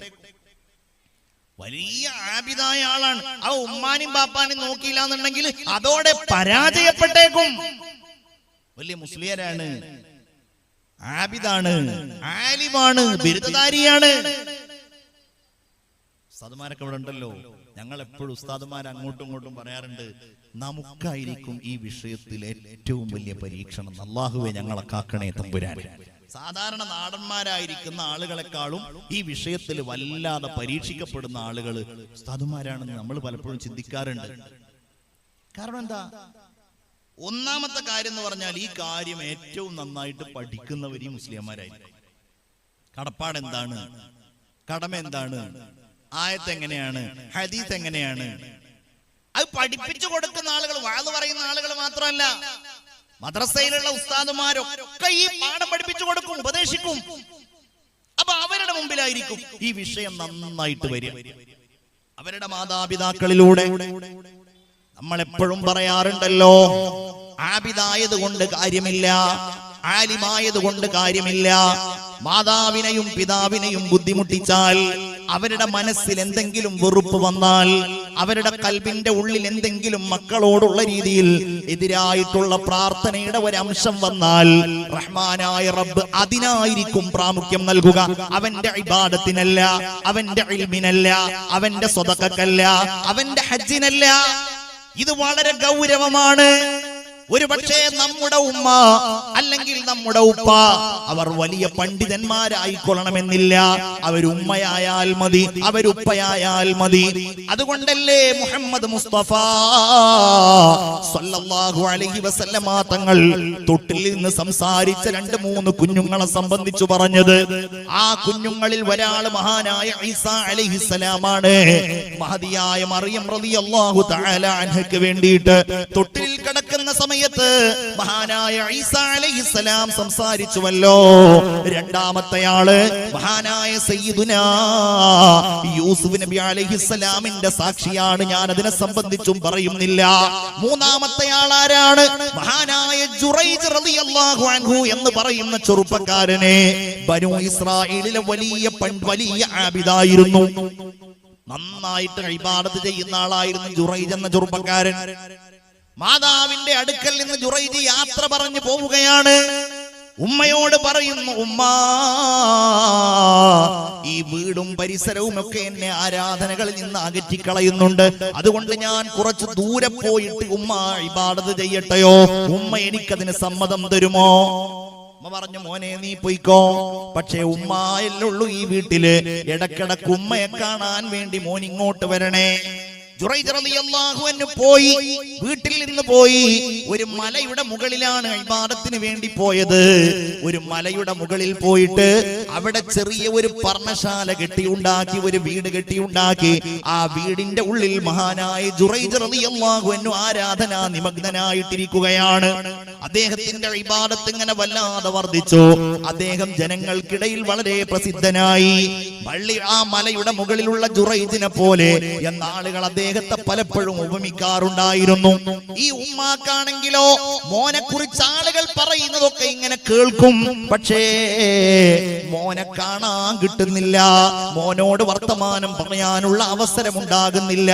അങ്ങനെ ഈ ഉമ്മ ചിന്തിക്കുകയാണ്, പടച്ചവനെ, എന്റെ മകനെ ഒന്ന് കാണാൻ എനിക്ക് എപ്പോഴാണ് അവസരം ഉണ്ടാവുക? പ്രിയപ്പെട്ട ആ മാതാവ് പലപ്പോഴും ചിന്തിച്ച അവസാനം വീട്ടിൽ നിന്നിറങ്ങി ആ മലയുടെ മുകളിലേക്ക് കയറാൻ ഉമ്മയെ കൊണ്ട് കഴിയുന്നില്ല. ഉമ്മ മലയുടെ താഴെ നിന്ന് വിളിക്കുകയാണ്, മോനെ ജുറൈജേ. ജുറൈജിനെ ഇങ്ങനെ വിളിച്ചപ്പോ ജുറൈജ് ആ സമയത്ത് ഇബാദത്തിലായിരുന്നു. അന്നത്തെ കാലഘട്ടത്തിൽ അദ്ദേഹത്തിന്റെ മേളിൽ ഏൽപ്പിക്കപ്പെട്ടതായ ഇബാദത്തിലായിരുന്നു. അതുകൊണ്ട് ആ മഹാനായ മനുഷ്യന് തന്റെ മാതാവിന്റെ വിളിക്കുത്തരം നൽകാൻ കഴിഞ്ഞില്ല. ഇബാദത്തൊക്കെ കഴിഞ്ഞ് കുറച്ചു കഴിഞ്ഞ് ഇങ്ങനെ പുറത്തു വന്ന് നോക്കി, മലയുടെ താഴ്വാരത്തേക്ക് നോക്കിയപ്പോ ഉമ്മനെ കാണുന്നില്ല. അത് കഴിഞ്ഞ് വീണ്ടും അദ്ദേഹം ഇബാദത്തിൽ മുഴുകി. രണ്ടാമത്തെ ദിവസവുമായി. അങ്ങനെ ദിവസവും ഉമ്മ വരും, ഉമ്മ ജുറൈജിനെ വിളിക്കും. ജുറൈജാണെങ്കിലോ, എനിക്ക് എന്റെ ഉമ്മയേക്കാൾ വലുതെന്റെ റബ്ബാണല്ലോ, എന്റെ അല്ലാഹു ആണല്ലോ. ഈ എന്റെ റബ്ബിനോടുള്ള ബാധ്യത നിറവേറ്റിയിട്ടല്ലേ ഞാൻ എന്റെ ഉമ്മയോടുള്ള ബാധ്യത നിറവേറ്റേണ്ടത് എന്ന് ചിന്തിച്ചുകൊണ്ട് മഹാനായ ജുറൈജ് റളിയല്ലാഹു അൻഹു ഉമ്മയുടെ വിളിക്കുത്തരം നൽകാൻ തയ്യാറാകുന്നില്ല. ഉമ്മയോട് വെറുപ്പുണ്ടായത് കൊണ്ടല്ല. അങ്ങനെ ആ ഉമ്മ വേദനിക്കുമ്പോ, ഉമ്മ വല്ലാതെ സങ്കടപ്പെടുമ്പോ ഉമ്മ ദ്വാരക്കുകയാണ്, പടച്ചവനെ, എന്റെ മകനിതാ വലിയ ആളായി പോയി. അവനെ കുറിച്ച് ആളുകൾ വലിയ സൽപ്പേര് പറയുന്നു. എന്റെ മകനെ കുറിച്ച് ആളുകൾ നല്ല വർത്തമാനം പറയുന്നു. പടച്ചവനെ, അവൻ ഇങ്ങനെ ഇബാദത്തിലൊക്കെ മുഴുകിയത് കൊണ്ടാണല്ലോ. അല്ലാഹുവേ, അവൻ എന്നെ മറന്നു പോയത്. അതുകൊണ്ട് അവനെ നീ വഴിതെറ്റിക്ക് റബ്ബേ. അവനെ കുറിച്ച് ഏതെങ്കിലും ഒരാള് ഈ അപഖ്യാതി പറയുന്ന രീതിയിൽ, അവന്റെ ഈ ഇബാദത്തിന് ഭംഗം വരുന്ന രീതിയിൽ എങ്കിലല്ലേ അവൻ എന്നെ വന്നുകൊണ്ട് കാണുകയുള്ളൂ. ഈ ഉമ്മ ദുആ ചെയ്യുന്നത്, അല്ലാഹ് അവന്റെ ആ സൽപ്പേരിനുള്ള കളങ്കം ഒരു വ്യഭിചാരിണിയുടെ, ഒരു വേശ്യാവൃത്തി ചെയ്യുന്ന പെണ്ണിന്റെ പേരിലായിട്ടാണെങ്കിലും വേണ്ടില്ല, അങ്ങനെ നീ നിറവേറ്റണേ അല്ലാഹ്. എന്റെ പ്രിയപ്പെട്ടവരെ, ഈ ദുആയൊന്നും ജുറൈജ് അറിയുന്നില്ല. ദിവസങ്ങൾ കഴിഞ്ഞു പോയി. അവിടെ ഒരു സ്ത്രീ പ്രത്യക്ഷപ്പെട്ടു. അവൾ വേശ്യയായിരുന്നു. എല്ലാവളെയും അവൾ പിഴപ്പിക്കും. അവളുടെ ആഗ്രഹത്തിന് വഴങ്ങുന്ന എല്ലാവരും അവളുടെ അടുക്കൽ വന്നു. ചെറുപ്പക്കാർ അവളുടെ മുമ്പിൽ വന്നിട്ട് അവളുടെ മുമ്പിൽ വന്ന് അവരുടെ കാമനകൾ എല്ലാം തീർക്കുകയാണ്. അങ്ങനെ അവൾ ഇങ്ങനെ നാടുകളിലുള്ള എല്ലാവരുമായും ഇണചേർന്ന് മുന്നോട്ട് പോകുമ്പോ അവരിൽപ്പെട്ട ഒരാൾ പറഞ്ഞു, പെണ്ണേ, നീയല്ലേ പറയുന്നത് ഞാൻ ഈ നാട്ടിലുള്ള എല്ലാവരെയും വഴി പിഴപ്പിക്കുമെന്ന്? എങ്കിൽ നിനക്ക് പിഴപ്പിക്കാൻ കഴിയാത്ത ഒരാളുണ്ട്. അത് ആ മലയുടെ മുകളിലുള്ള ജുറൈജാണെന്ന് പറഞ്ഞു. അവള് പറഞ്ഞു, ജുറൈജ് എന്നല്ല, ആരാണെങ്കിൽ ആണെങ്കിലും ഞാൻ പിഴപ്പിക്കും. ആ പെണ്ണ് ജുറൈജിന്റെ മുമ്പിൽ ചെല്ലുകയാണ്. അള്ളാഹുവിന് വേണ്ടി ഇബാദത്തിൽ മുഴുകിയിരിക്കുന്ന ജുറൈജിനെ എല്ലാ നിലക്കും ഈ പെണ്ണ് ആകർഷിക്കാൻ ശ്രമിച്ചു. അവൾക്ക് നേരെ ജുറൈജ് എന്നയാള് നോക്കിയില്ല. ആ പെണ്ണ് ഒരുപാട് ശ്രമിച്ചിട്ട് അവസാനം അവൾ നിരാശയായി തിരിച്ചു പോകുമ്പോ വഴിയരികിൽ നിന്നൊരാട്ടിടയനുമായിട്ട് അവൾ വീഴ്ചയിലേർപ്പെട്ടു. പക്ഷെ ആളുകളോട് അവൾ പറഞ്ഞു, എന്നെ ജുറൈജ് വഞ്ചിച്ചിട്ടുണ്ട്, എന്നെ ജുറൈജ് കീഴ്പ്പെടുത്തിയിട്ടുണ്ട്, ഞാൻ ജുറൈജുമായി വീഴ്ചയിലേർപ്പെട്ടിട്ടുണ്ട്. അവൾ ഗർഭിണിയായി 10 മാസം കഴിഞ്ഞവൾ പ്രസവിച്ചപ്പോ ഈ കുഞ്ഞിനെയും എടുത്തുകൊണ്ട് ആളുകൾക്കിടയിൽ ചെന്നുകൊണ്ട് അവൾ പറഞ്ഞു, ദേ ഇത് ജുറൈജിന്റെ കുഞ്ഞാ. ഈ കുഞ്ഞിനെയും ഏറ്റിക്കൊണ്ട് ആളുകൾ ആ മലയുടെ മുകളിലേക്ക് ചെന്നു. അതുവരെ ആരാധ്യൻ എന്ന് പറഞ്ഞിരുന്ന ബഹുമാനിക്കപ്പെട്ടിരുന്ന ജുറൈജിന്റെ ആ പർണശാലയെ അവർ അടിച്ചു തകർത്തു. ജുറൈജിനെ ആ മലയുടെ മുകളിൽ നിന്ന് താഴോട്ടും താഴെ നിന്ന് മുകളിലേക്കും അവർ വലിച്ചെറിഞ്ഞു. അങ്ങനെ വല്ലാതെ ബുദ്ധിമുട്ടിക്കുമ്പോ അദ്ദേഹം ചോദിക്കുന്നുണ്ട്, എന്തിനാണ് നിങ്ങൾ എന്നെ ഇങ്ങനെ ബുദ്ധിമുട്ടിക്കുന്നത്? എന്താണ് നിങ്ങളുടെ പ്രശ്നം? അപ്പോഴാണ് അവര് പറയുന്നത്, നീ ഒരു കള്ളനല്ലേ, എത്ര മേൽ വഞ്ചനയാണ് നീ ഞങ്ങളോട് കാണിക്കുന്നത്. ഇതേ ഈ വേശ്യയായ പെണ്ണിനോട് നീ വീഴ്ചയിൽ ഏർപ്പെട്ടിട്ടില്ലേ? ഇത് നിന്റെ കുഞ്ഞല്ലേ. ജുറൈജ് അത്ഭുതപ്പെട്ടു പോകുന്നു. പടച്ചവനെ, എന്താണ് ഈ കേൾക്കുന്നത്? ഈ സ്ത്രീയുമായി ഞാൻ അങ്ങനെ ഒന്നുണ്ടായിട്ടില്ല, ഇവര് വിശ്വസിക്കുന്നില്ല എന്ന് കണ്ടപ്പോ അവരോട് പറയുന്നു, എന്നാൽ നിങ്ങൾ എനിക്കൊന്ന് ഒരല്പസമയം തരുമോ? ഞാനൊന്ന് 2 റക്അത്ത് നിസ്കരിക്കട്ടെ. ജുറൈജ് നിസ്കരിക്കുകയാണ്. എന്നിട്ട് അല്ലാഹുവിനോട് ദുആ ചെയ്യുന്നു, റബ്ബേ ഇതൊരു വലിയ പരീക്ഷണമായി പോയല്ലോ, ഇതൊരു വല്ലാത്ത ശിക്ഷയായി പോയല്ലോ, ഇതെന്തിനാണ് റബ്ബേ? എന്നെ എത്രയും വേഗത്തിൽ നീ രക്ഷപ്പെടുത്തണേ എന്ന് പറയുമ്പോ മഹാനായ ജുറൈജിന് അല്ലാഹു തആല വഹി അറിയിക്കുകയാണ്, ആ കുഞ്ഞിനോട് സംസാരിക്കാൻ പറ, ആ കുഞ്ഞിനോട് സംസാരിക്കാൻ പറ. ജുറൈജ് റളിയല്ലാഹു അൻഹു ആളുകളുടെ മുമ്പിൽ വെച്ച് ആ കുഞ്ഞിനോട് സംസാരിക്കുകയാണ്. മോനെ, നിന്റെ ഉപ്പ ആരാണ്? തൊട്ടിൽ പ്രായമുള്ള മുല കുടിക്കുന്ന ആ കുഞ്ഞ് ജനങ്ങളെ മുഴുവൻ അത്ഭുതപ്പെടുത്തിക്കൊണ്ട് അല്ലാഹുവിന്റെ ഹബീബ് പറയാണ്, ഉറക്കെ വിളിച്ചു പറയുന്നു, എന്റെ കുഞ്ഞ് ഇന്ന ആട്ടിടയനാണ്. ആളുകളെല്ലാവരും അദ്ദേഹത്തിന്റെ കാൽക്കൽ വീണ്, ഞങ്ങൾ താങ്കൾക്ക് സ്വർണം കൊണ്ട് വേണമെങ്കിൽ ഒരു പർണശാല കെട്ടിയുണ്ടാക്കി തരാന്നൊക്കെ പറഞ്ഞപ്പോ അദ്ദേഹം പറഞ്ഞു, എനിക്കതൊന്നും വേണ്ട, എനിക്ക് പഴയ പോലെയുള്ള ഒരു കെട്ടിടം ഉണ്ടാക്കി തന്നാൽ മതി. ഞാനിത് പറഞ്ഞതെന്തിനാ? നമ്മളെ എത്ര വലിയ ആബിദായിട്ടും കാര്യമില്ല. പടച്ചവനെ, ഞങ്ങളെ നീ കാത്തുരക്ഷിക്കണേ തമ്പുരാനെ. അപ്പൊ ഇതിന്റെ ഗൗരവം എത്രയാ? നമ്മൾ ഇതിന്റെ പ്രാധാന്യം എന്താ മനസ്സിലാക്കാത്തത്? എന്തേ നമ്മിലൂടെ ഖിയാമത്ത് നാളിന്റെ അടയാളം പുലരാൻ നമുക്ക് താല്പര്യമുണ്ടോ? ഇതാണ് ഈ വിഷയത്തിന്റെ കാതലായ ഭാഗമായി എനിക്ക് ചോദിക്കുവാനുള്ളത്. അല്ലാഹു തന്റെ മഹാനായ അബ്ദുല്ലാഹ് ഇബ്നു അബ്ബാസ് എന്നവര് പറയുന്നത്, പടച്ചവന് നിങ്ങൾ ചെയ്യുന്ന നന്ദിയെ അല്ലാഹു സ്വീകരിക്കില്ല, നിങ്ങളുടെ മാതാവിനും പിതാവിനും നന്ദി ചെയ്തിട്ടല്ലാതെ. ആ വാക്ക് നിങ്ങൾ ശ്രദ്ധിക്കണം. മാതാവിനും പിതാവിനും നന്ദി ചെയ്യുക. എന്താ നന്ദി എന്ന് പറഞ്ഞ? എന്താ? അവരിങ്ങോട്ട് വല്ലതും ചെയ്താൽ, ഒരാൾ ഇങ്ങോട്ട് വല്ലതും ചെയ്താൽ അതിന് പകരമായിട്ട് അങ്ങോട്ട് ചെയ്യുക. നിങ്ങൾ ചിന്തിക്കൂ, നമ്മൾ എന്ത് ചെയ്താലും ഉമ്മാക്കും ഉപ്പാക്കും ഉള്ളതിന് പകരമാകുമോ? ആവില്ല. അനിഷ്കുർലി വലിവാലിദൈക ഇലയ്യൽ മസീർ. നിങ്ങൾ എനിക്ക് നന്ദി ചെയ്യണേ, നിങ്ങളുടെ മാതാവിനും പിതാവിനും നിങ്ങൾ നന്ദി ചെയ്യണേ. ഇത് അല്ലാഹു പറയുന്ന വചനം നിങ്ങൾ ചിന്തിച്ചിട്ടുണ്ടോ? ഇത് അല്ലാഹു പറയുന്നത് എവിടെയാണ്? വവസ്വൈനൽ ഇൻസാന ബിവാലിദൈഹി. മാതാവിനോടും പിതാവിനോടും നന്ദി ചെയ്യണം എന്ന കാര്യം ഉമ്മാമക്കളോട് നാം ഉപദേശിച്ചിട്ടുണ്ട്. വവസ്വൈനൽ ഇൻസാൻ, മനുഷ്യന്മാർക്ക് നമ്മൾ ഉപദേശം നൽകിയിട്ടുണ്ട്. എന്തിന്? ബിവാലിദൈഹി വവസ്വൈനൽ ഇൻസാന ബിവാലിദൈഹി. മാതാവിനും പിതാവിനും നന്ദി ചെയ്യണം. എങ്ങനെയാണ് അല്ലാഹു പറയുന്നത്? ആ പറഞ്ഞ വാക്കിൽ തന്നെ ഉമ്മയാരാണ് ഉപ്പയാരാണ് എന്നുണ്ട്. സാധാരണ ഉമ്മാക്ക് എന്താണ് അറബിയിൽ പറയാറുള്ളത്? നിങ്ങൾ പറഞ്ഞോളൂ, എന്താ പറയാറുള്ളത്? ഉമ്മുൻ എന്നല്ലേ പറയാറുള്ളത്? മദ്രസയിൽ ആദ്യം പഠിക്കുന്ന അതല്ലേ ഉമ്മുൻ. ബാബാക്ക് എന്താ പറയാറുള്ളത്? അബുൻ. ഇവിടെ എന്താ പറഞ്ഞത്? ഇവിടെ എന്നല്ല, കടമകളും കടപ്പാടുകളും നിർവഹിക്കാൻ നമ്മൾ ഓതുന്ന ഖുർആനിൽ ഏതെല്ലാം വചനങ്ങളുണ്ടോ ഉമ്മമാരെ, ആ വചനങ്ങളിലൊന്നും നിങ്ങൾക്ക് അബ് എന്നല്ല കാണാൻ കഴിയുക, നിങ്ങൾക്ക് ഉമ്മ എന്നല്ല കാണാൻ കഴിയുക.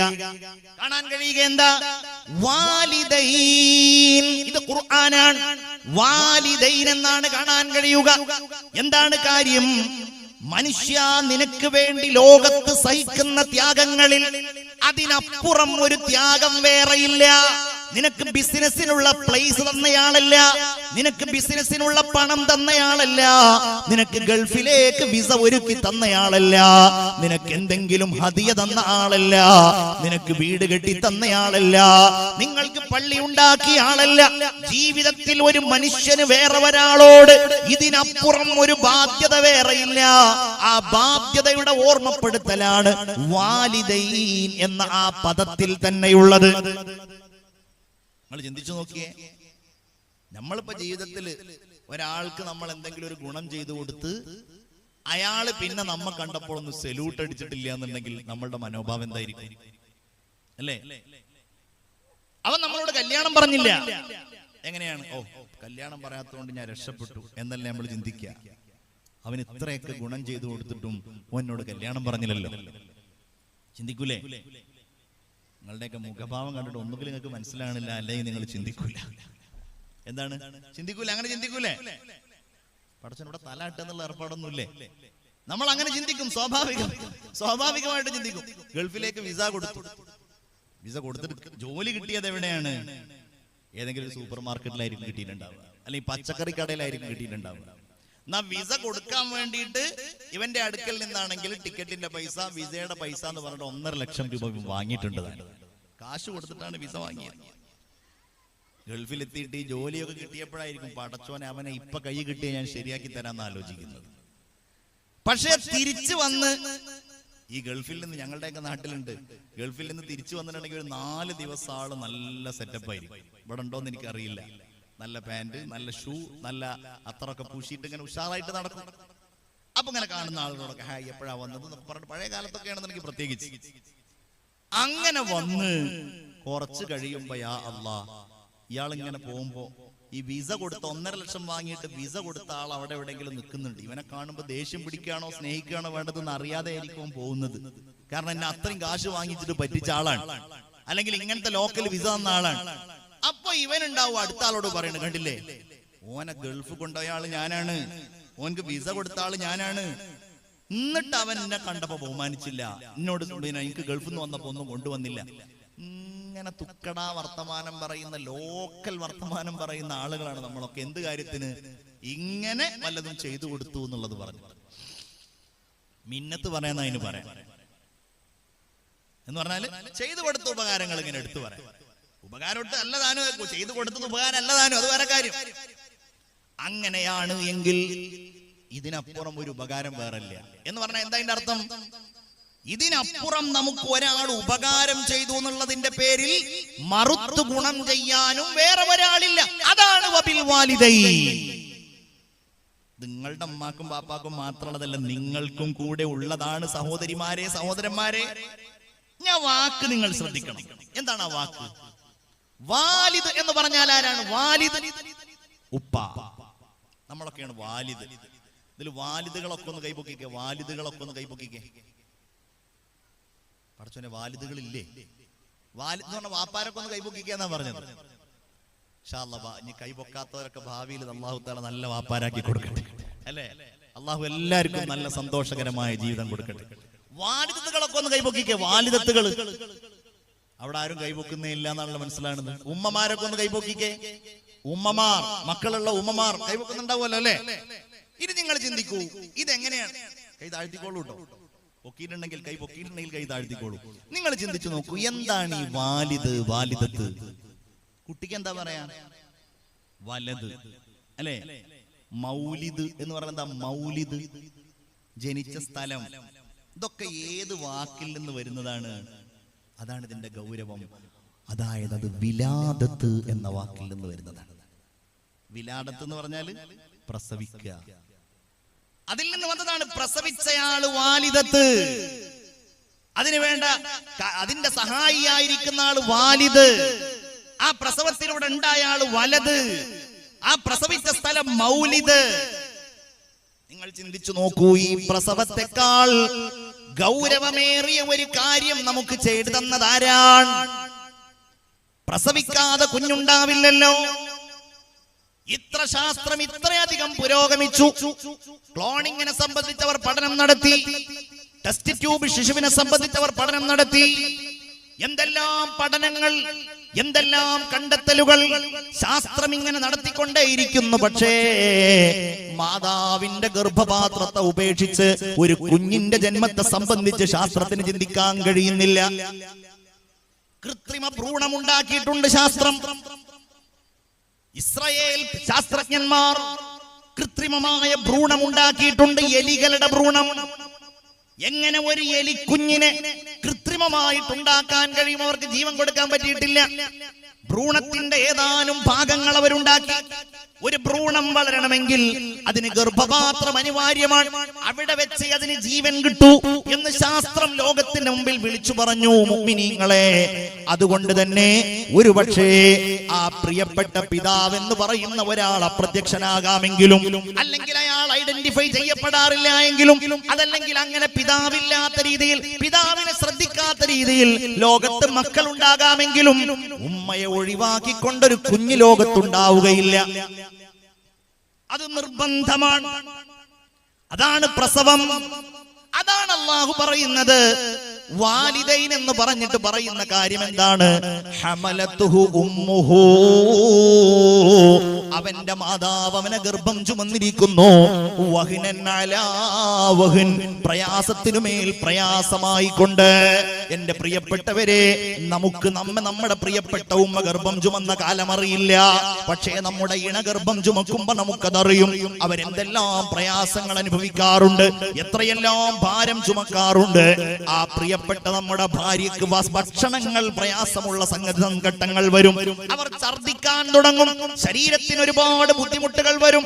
ശരീരത്തിന്റെ അകത്ത് ഒരു അന്യവസ്തു ഇങ്ങനെ വലുതായി വലുതായി വലുതായി വരുന്നത് പരിശുദ്ധ ഖുർആൻ സൂചിപ്പിച്ചതുപോലെ ഖലഖദ് ഖലഖനൽ ഇൻസാന മിൻ സുലാലത്തിൻ മിൻ തീൻ സുമ്മ ജഅൽനാഹു നുത്ഫതൻ ഫീ ഖറാരിൻ മകീൻ. ഖറാറും മകീൻ, സുഭദ്രമായ ആ വല്ലാത്ത വാസസ്ഥലമാകുന്ന നമ്മളുടെ ഭാര്യയുടെ ഗർഭാശയത്തില് നമ്മളുടെ പ്രിയപ്പെട്ട കുഞ്ഞുങ്ങൾ വളരുമ്പോ, ആ ഉമ്മയുടെ മക്കൾ വളരുമ്പോ ഒരുപാട് പ്രയാസങ്ങൾ വരും. 8-10 മാസക്കാലം ആ പ്രിയപ്പെട്ട മാതാവ് പ്രയാസത്തിനുമേൽ പ്രയാസം സഹിച്ച് വഹ്നൻ അലാ വഹ്ൻ. അതാണ് ഉമ്മ. ആ ഉമ്മയാണ് മക്കൾ ചവിട്ടുന്നത്. ആ ഉമ്മയാണ് പോയി പണി നോക്കാൻ മക്കൾ പറയുന്നത്. ആ ഉമ്മയുടെ അടയാളമില്ലാത്ത മനുഷ്യരാരെങ്കിലും ലോകത്തുണ്ടോ? ഏതൊരു മനുഷ്യന്റെയും വയറിന്റെ താഴ്ഭാഗത്തായി പൊക്കിൾ കൊടിയുടെ അടയാളമുണ്ടാകും. എന്താണ് ഈ പൊക്കിൾ ചുഴി? എന്താണ് പൊക്കിൾ ചുഴി? എന്താണ്? പൊക്കിൾ കൊടിയിലൂടെയാണ് നമ്മൾ ഭക്ഷണം കഴിച്ചത് ഗർഭാശയത്തിൽ നിന്ന്. അതിങ്ങനെ വളർന്നു വരണ്ടേ?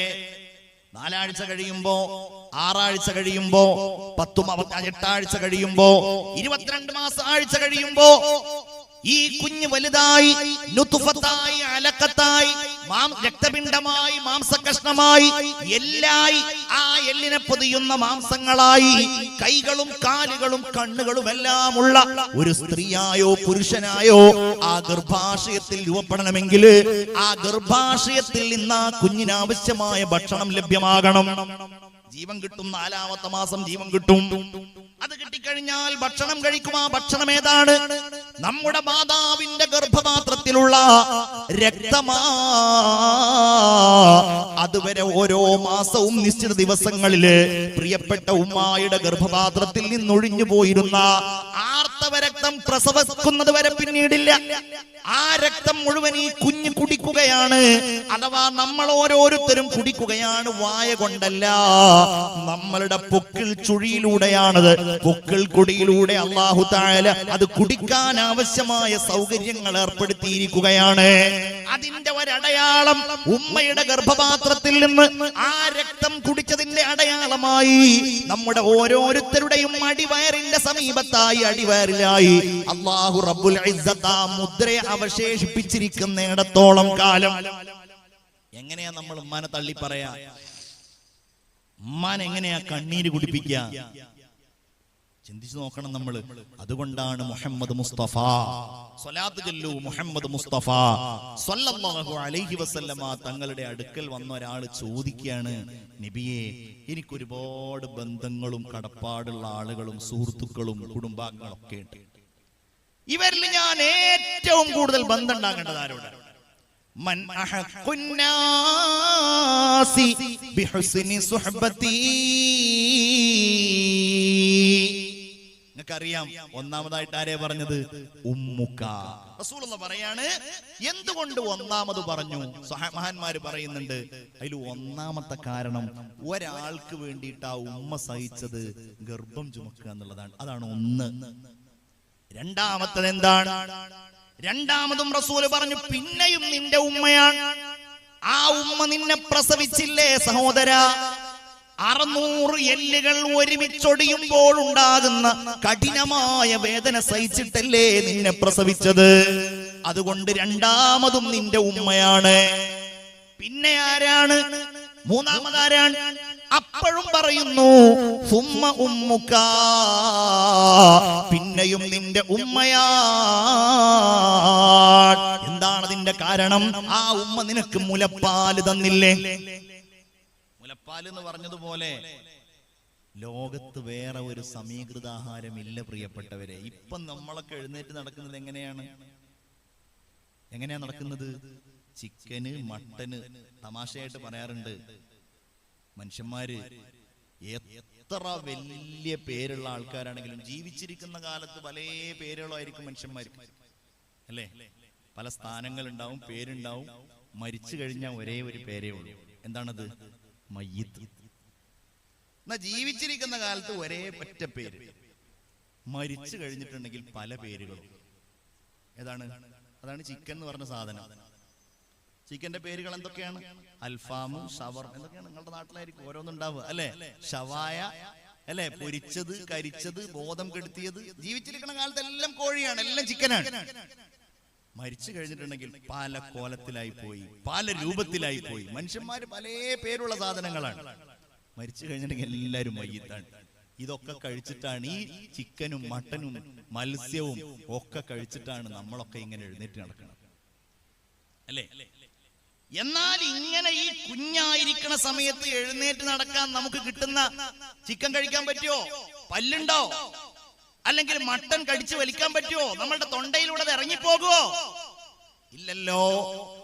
അപ്പോഴാണ് അല്ലാഹു റബ്ബുൽ ഇസ്സത്ത് മാതാവിന്റെ മുലപ്പാൽ മനുഷ്യനായ നമുക്ക് നൽകുന്നത്. അതിലെല്ലാം ഉണ്ട്, എല്ലാ പോഷകങ്ങളുമുണ്ട്, എല്ലാ പോഷകങ്ങളുമുണ്ട്. അതിൽ എല്ലാ വിറ്റാമിൻസുകളുമുണ്ട്, അതിലെല്ലാമുണ്ട്. കൊളസ്ട്രോൾ എന്ന് പറയുന്ന മുലപ്പാലിലുള്ള അങ്ങനെയുള്ള അത്ഭുതകരമായ മുലപ്പാലിന്റെ അകത്തുള്ള ആ വലിയ പോഷകം ലോകത്തും മറ്റൊരു ഭക്ഷ്യ സാധനത്തിലും ഇല്ല എന്നുള്ളതാണ്.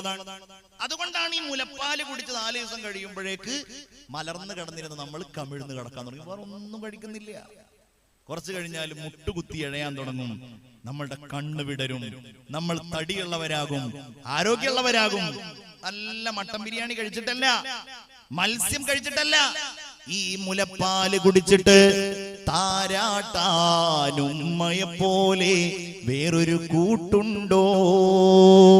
ഉമ്മാന്റെ മടിത്തട്ട് സ്വർഗീയ പൂന്തട്ട്, സ്നേഹക്കാവാണ് ഉമ്മ, സഹനക്കടലാണ്.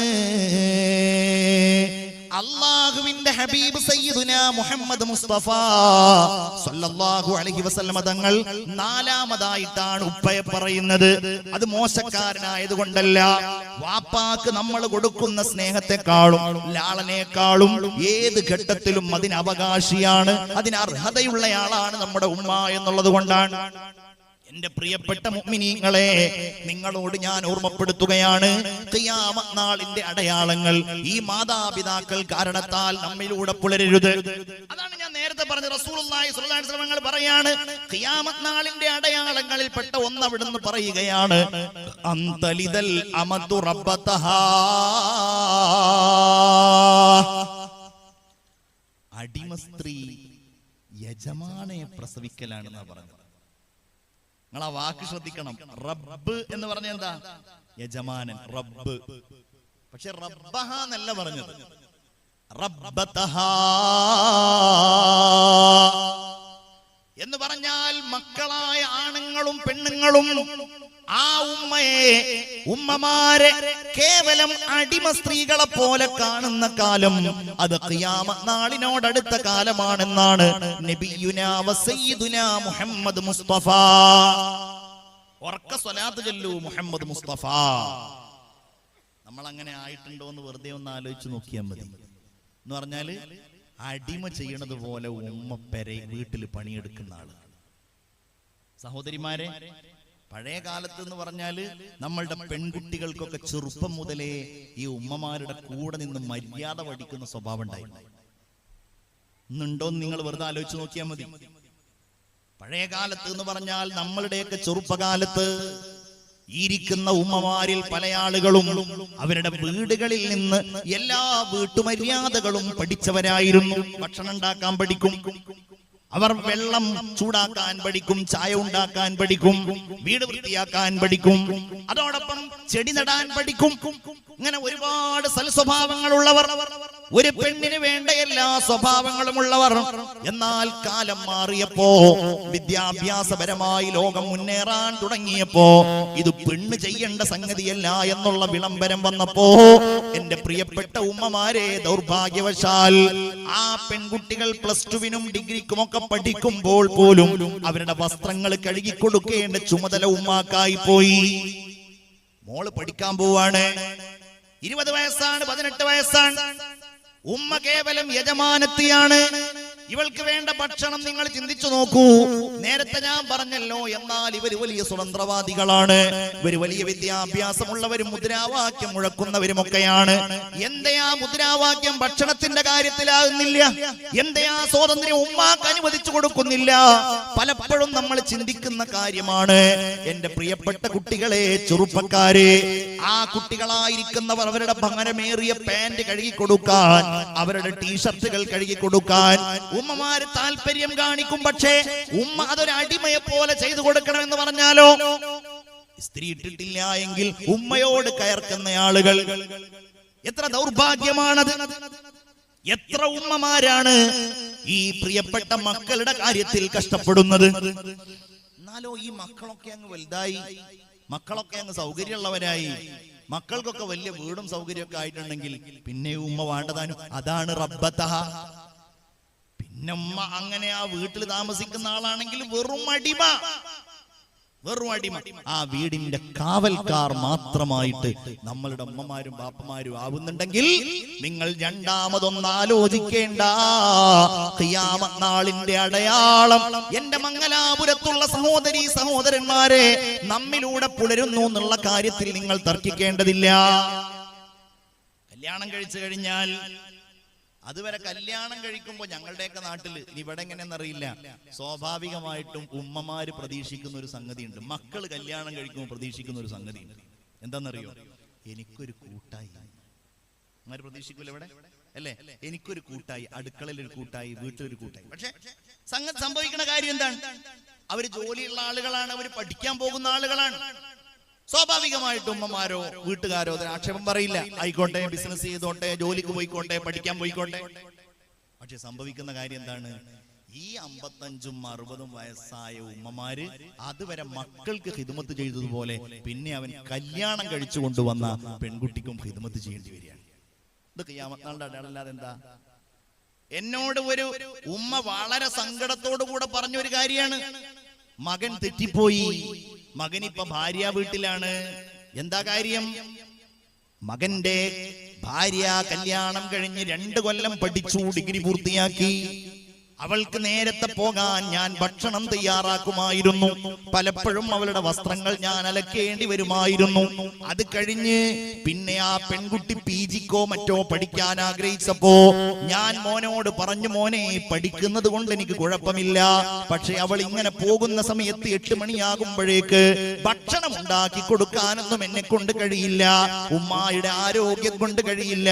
ഉമ്മായുടെ ക്രമീകരണം തന്നെ 2 വർഷം കൊണ്ട് വല്ലാതെ പ്രയാസത്തിലായിട്ടുണ്ട് എന്ന് ഈ മകനോട് പറയേണ്ട താമസം. ഉമ്മാക്ക് അവളെ ഇഷ്ടമില്ല, ഉമ്മ അവളെ പുറത്താക്കാൻ നോക്കുകയാണ്, ഉമ്മ കുറെ കാലമായിട്ട് അവളെ ബുദ്ധിമുട്ടിക്കുകയാണ് എന്നൊക്കെ പറഞ്ഞിട്ട് ആ മകൻ ഉമ്മായെ ബുദ്ധിമുട്ടിച്ചത്, ഉമ്മായെ ഉപദ്രവിച്ചത്, ഉമ്മായെ പ്രയാസപ്പെടുത്തിയത് ആ പ്രിയപ്പെട്ട മാതാവ് പറയുമ്പോ, എന്നിട്ടവൻ പോയിട്ട് അവന്റെ ഭാര്യയുടെ വീട്ടിൽ കഴിയുമ്പോ എങ്ങനെ അനുഗ്രഹം ഖിയാമത്ത് നാളിന്റെ അടയാളം എന്നല്ലാതെ എന്താ പിന്നെ ഇവരെ പറയാ? ഗൾഫിൽ കൊണ്ടുപോണ ഉമ്മമാരുണ്ട്, ഗൾഫിൽ കൊണ്ടുപോണ മക്കളുണ്ട്. എന്തിനാ ഗൾഫിൽ കൊണ്ടുപോകുന്നത്? ഈ വീട്ടിൽ ഖിദ്മത്ത് ചെയ്യാൻ. ഇവന്റെ ഭാര്യക്ക് ജോലിക്ക് പോകണം, അല്ലെങ്കിൽ ഇവന്റെ കുഞ്ഞുങ്ങളെ നോക്കണം, അതല്ലെങ്കിൽ ഇവന്റെ ഭാര്യ പ്രസവിക്കാനാകുമ്പോ ആ പ്രസവ ശുശ്രൂഷ നോക്കണം. ഞാൻ നിങ്ങളോട് പറയുന്നു, അങ്ങനെയൊന്നുമുള്ള മനസ്സുള്ളവരുണ്ട് എങ്കിൽ എന്റെ പ്രിയപ്പെട്ട സഹോദരിമാരെ, നിങ്ങളുടെ അമ്മായി ഉമ്മമാർക്ക് അങ്ങനെയുള്ള ഭാരങ്ങൾ നിങ്ങളുടെ ഭർത്താവ് നൽകുന്നുവെങ്കിൽ തടയേണ്ട ഉത്തരവാദിത്തം നിങ്ങൾക്കുണ്ട്. കാരണം 8-10 കൊല്ലം കഴിഞ്ഞാൽ അതിന്റെ പുനരാവർത്തനം നിങ്ങൾക്കും വന്നേക്കാം. എന്റെ ചെറുപ്പക്കാരാ, നിങ്ങളുടെ പ്രിയപ്പെട്ട ഉമ്മയെ കുറിച്ച് നിങ്ങൾ അങ്ങനെയല്ല കരുതേണ്ടത്. അവർക്ക് നിങ്ങൾ വാരിക്കോരി നൽകേണ്ടത് സ്നേഹമാണ്, ലാളനയാണ്, കാരുണ്യമാണ്. ഹബീബായ റസൂലുള്ളാഹി സ്വല്ലല്ലാഹു അലൈഹി വസല്ലം പറയുകയാണ്, വഅതാഅർ റജുലു ഇംറഅതഹു വഅഖ ഉമ്മഹു വഅദ്നാ സ്വദീഖഹു വഅഖ്സാ അബാ. ഒരാൾ തന്റെ ഭാര്യക്ക് വഴിപ്പെടുക, തന്റെ ഉമ്മയെ അവഗണിക്കുക, തന്റെ കൂട്ടുകാരനോട് വല്ലാത്ത സ്നേഹം പങ്കുവെക്കുക, തന്റെ പിതാവിനെ അവഗണിക്കുക, ഖിയാമത്ത് നാളിന്റെ അടയാളമാണെന്ന് നബിയുനാ മുഹമ്മദ് മുസ്തഫ. ഉറക്ക സ്വലാത്ത് ചൊല്ലൂ മുഹമ്മദ് മുസ്തഫ. ഒരു ബേജാറും വേണ്ട. ഇന്ന് നമ്മൾ നമ്മളുടെ ഭാര്യക്ക് വേണ്ടിയിട്ട് വാപ്പാനോടും ഉമ്മാനോടും പിണങ്ങിയിട്ട് വീട് മാറിപ്പോയാൽ, വീട് മാറിപ്പോകുന്നതിന് ആർക്കെങ്കിലും തടസ്സമുണ്ടോ? ലോകത്ത് അങ്ങനെ വീട് മാറിയതുകൊണ്ടല്ല ഇത്രയധികം വീടുകൾ ഉണ്ടായത്. പ്രത്യേകിച്ച് ഉസ്താദുമാരായ നിങ്ങൾ പുതിയ പുതിയ വീടുണ്ടാക്കുക എന്ന് പറഞ്ഞാൽ നല്ല ഇഷ്ടമുള്ള സംഗതിയാണ്, അല്ലേ? ഉസ്താദുമാർക്ക് എന്തൊക്കെ സൗകര്യങ്ങൾ ഉണ്ടാവും. ഒരു വീട്, ഒരാൾ പുതിയ ഒരു വീട് വെക്കുമ്പോ, അല്ലേ? ഉസ്താദുമാർക്ക് അതിന്റെ തറക്കല്ലിടാൻ, ഉസ്താദുമാർക്ക് അതിന്റെ കട്ടില വെക്കാൻ, അങ്ങനെ കുറെ പരിപാടികളുണ്ട്. നമുക്ക് വിരോധം ഉണ്ടായിട്ടല്ല, പക്ഷെ അത് ഉമ്മയുടെ പൊരുത്തത്തോടെയാകണം, ഉപ്പമാരുടെ പൊരുത്തത്തോടെയാകണം. അത് പ്രിയപ്പെട്ട മാതാവിന്റെയും പിതാവിന്റെയും മേൽനോട്ടത്തിലും അവരുടെ ഇഷ്ടത്തിലുമാകണം. അതല്ലാതെ പിണങ്ങിയതാണ്, ഇവരുടെ കൂടെ നിൽക്കാൻ കഴിയാത്തത് കൊണ്ടാണ്. മുഅ്മിനേ, അത് അപകടമാണ്. അത് അല്ലാഹുവിന്റെ ഹബീബ് സ്വല്ലല്ലാഹു അലൈഹി വസല്ലമ തങ്ങളുടെ രീതിയല്ല. പ്രത്യേകിച്ച് അല്ലാഹു വലിയ പരീക്ഷണം നൽകുന്നത് എപ്പോഴാണെന്നറിയോ? ഇവർക്ക് ഇങ്ങനെ പ്രായമേറിയേറി വരുമ്പോഴാണ്. നമ്മൾ ഇങ്ങനെ ചുറുചുറുക്കുള്ളവരാകുമ്പോ നമ്മളുടെ മനസ്സിൽ കൂടുതൽ കൂടുതൽ കാരുണ്യമാണ് വേണ്ടത്, കൂടുതൽ കൂടുതൽ നമ്മളുടെ മനസ്സ് ആർദ്രമാവുകയാണ് വേണ്ടത്. നമ്മൾ ഒരു കുഞ്ഞിനെ സ്നേഹിക്കുന്നത് പോലെ നമ്മളുടെ ഉമ്മയെ കാണാൻ നമുക്ക് കഴിയണം, അവരുടെ വാക്കുകളെ കാണാൻ നമുക്ക് കഴിയണം, അവരുടെ പ്രിയപ്പെട്ട ഉപ്പായുടെ നിർദ്ദേശങ്ങളെ കാണാൻ നമുക്ക് കഴിയണം. അവർ നമ്മുടെ ജീവിതത്തിന്റെ എല്ലാം ആകണം.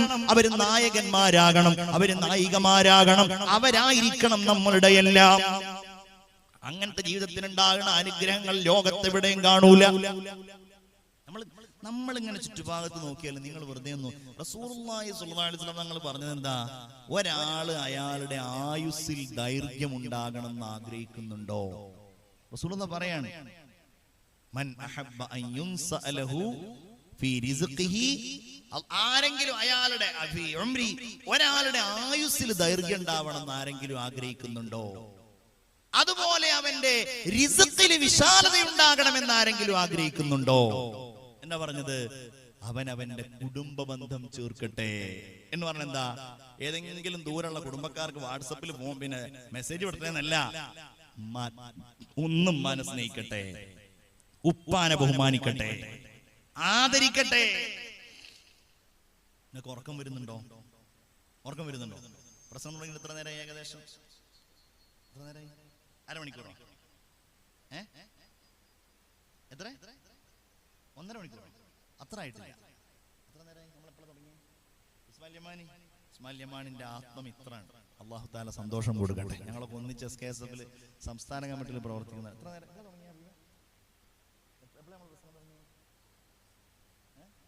1 മണിക്കൂർ ഇങ്ങനെ കഴിഞ്ഞു തുടങ്ങി തോന്നുന്നുണ്ട് അല്ലേ?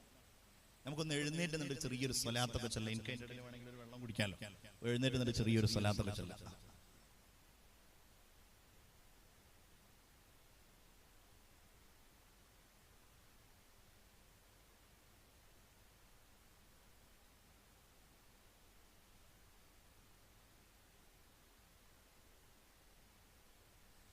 ഒരു സ്വലാത്ത് ചൊല്ലാം. മശ്റഖൽ ബദ്റു അലൈനാ ഫഖ്തഫത് മിൻഹുൽ ബുദൂറു മിസ്ല ഹുസ്നിക മാ റഅയ്നാ ഖത്തു യാ വജ്ഹ സുറൂരി യാ നബി.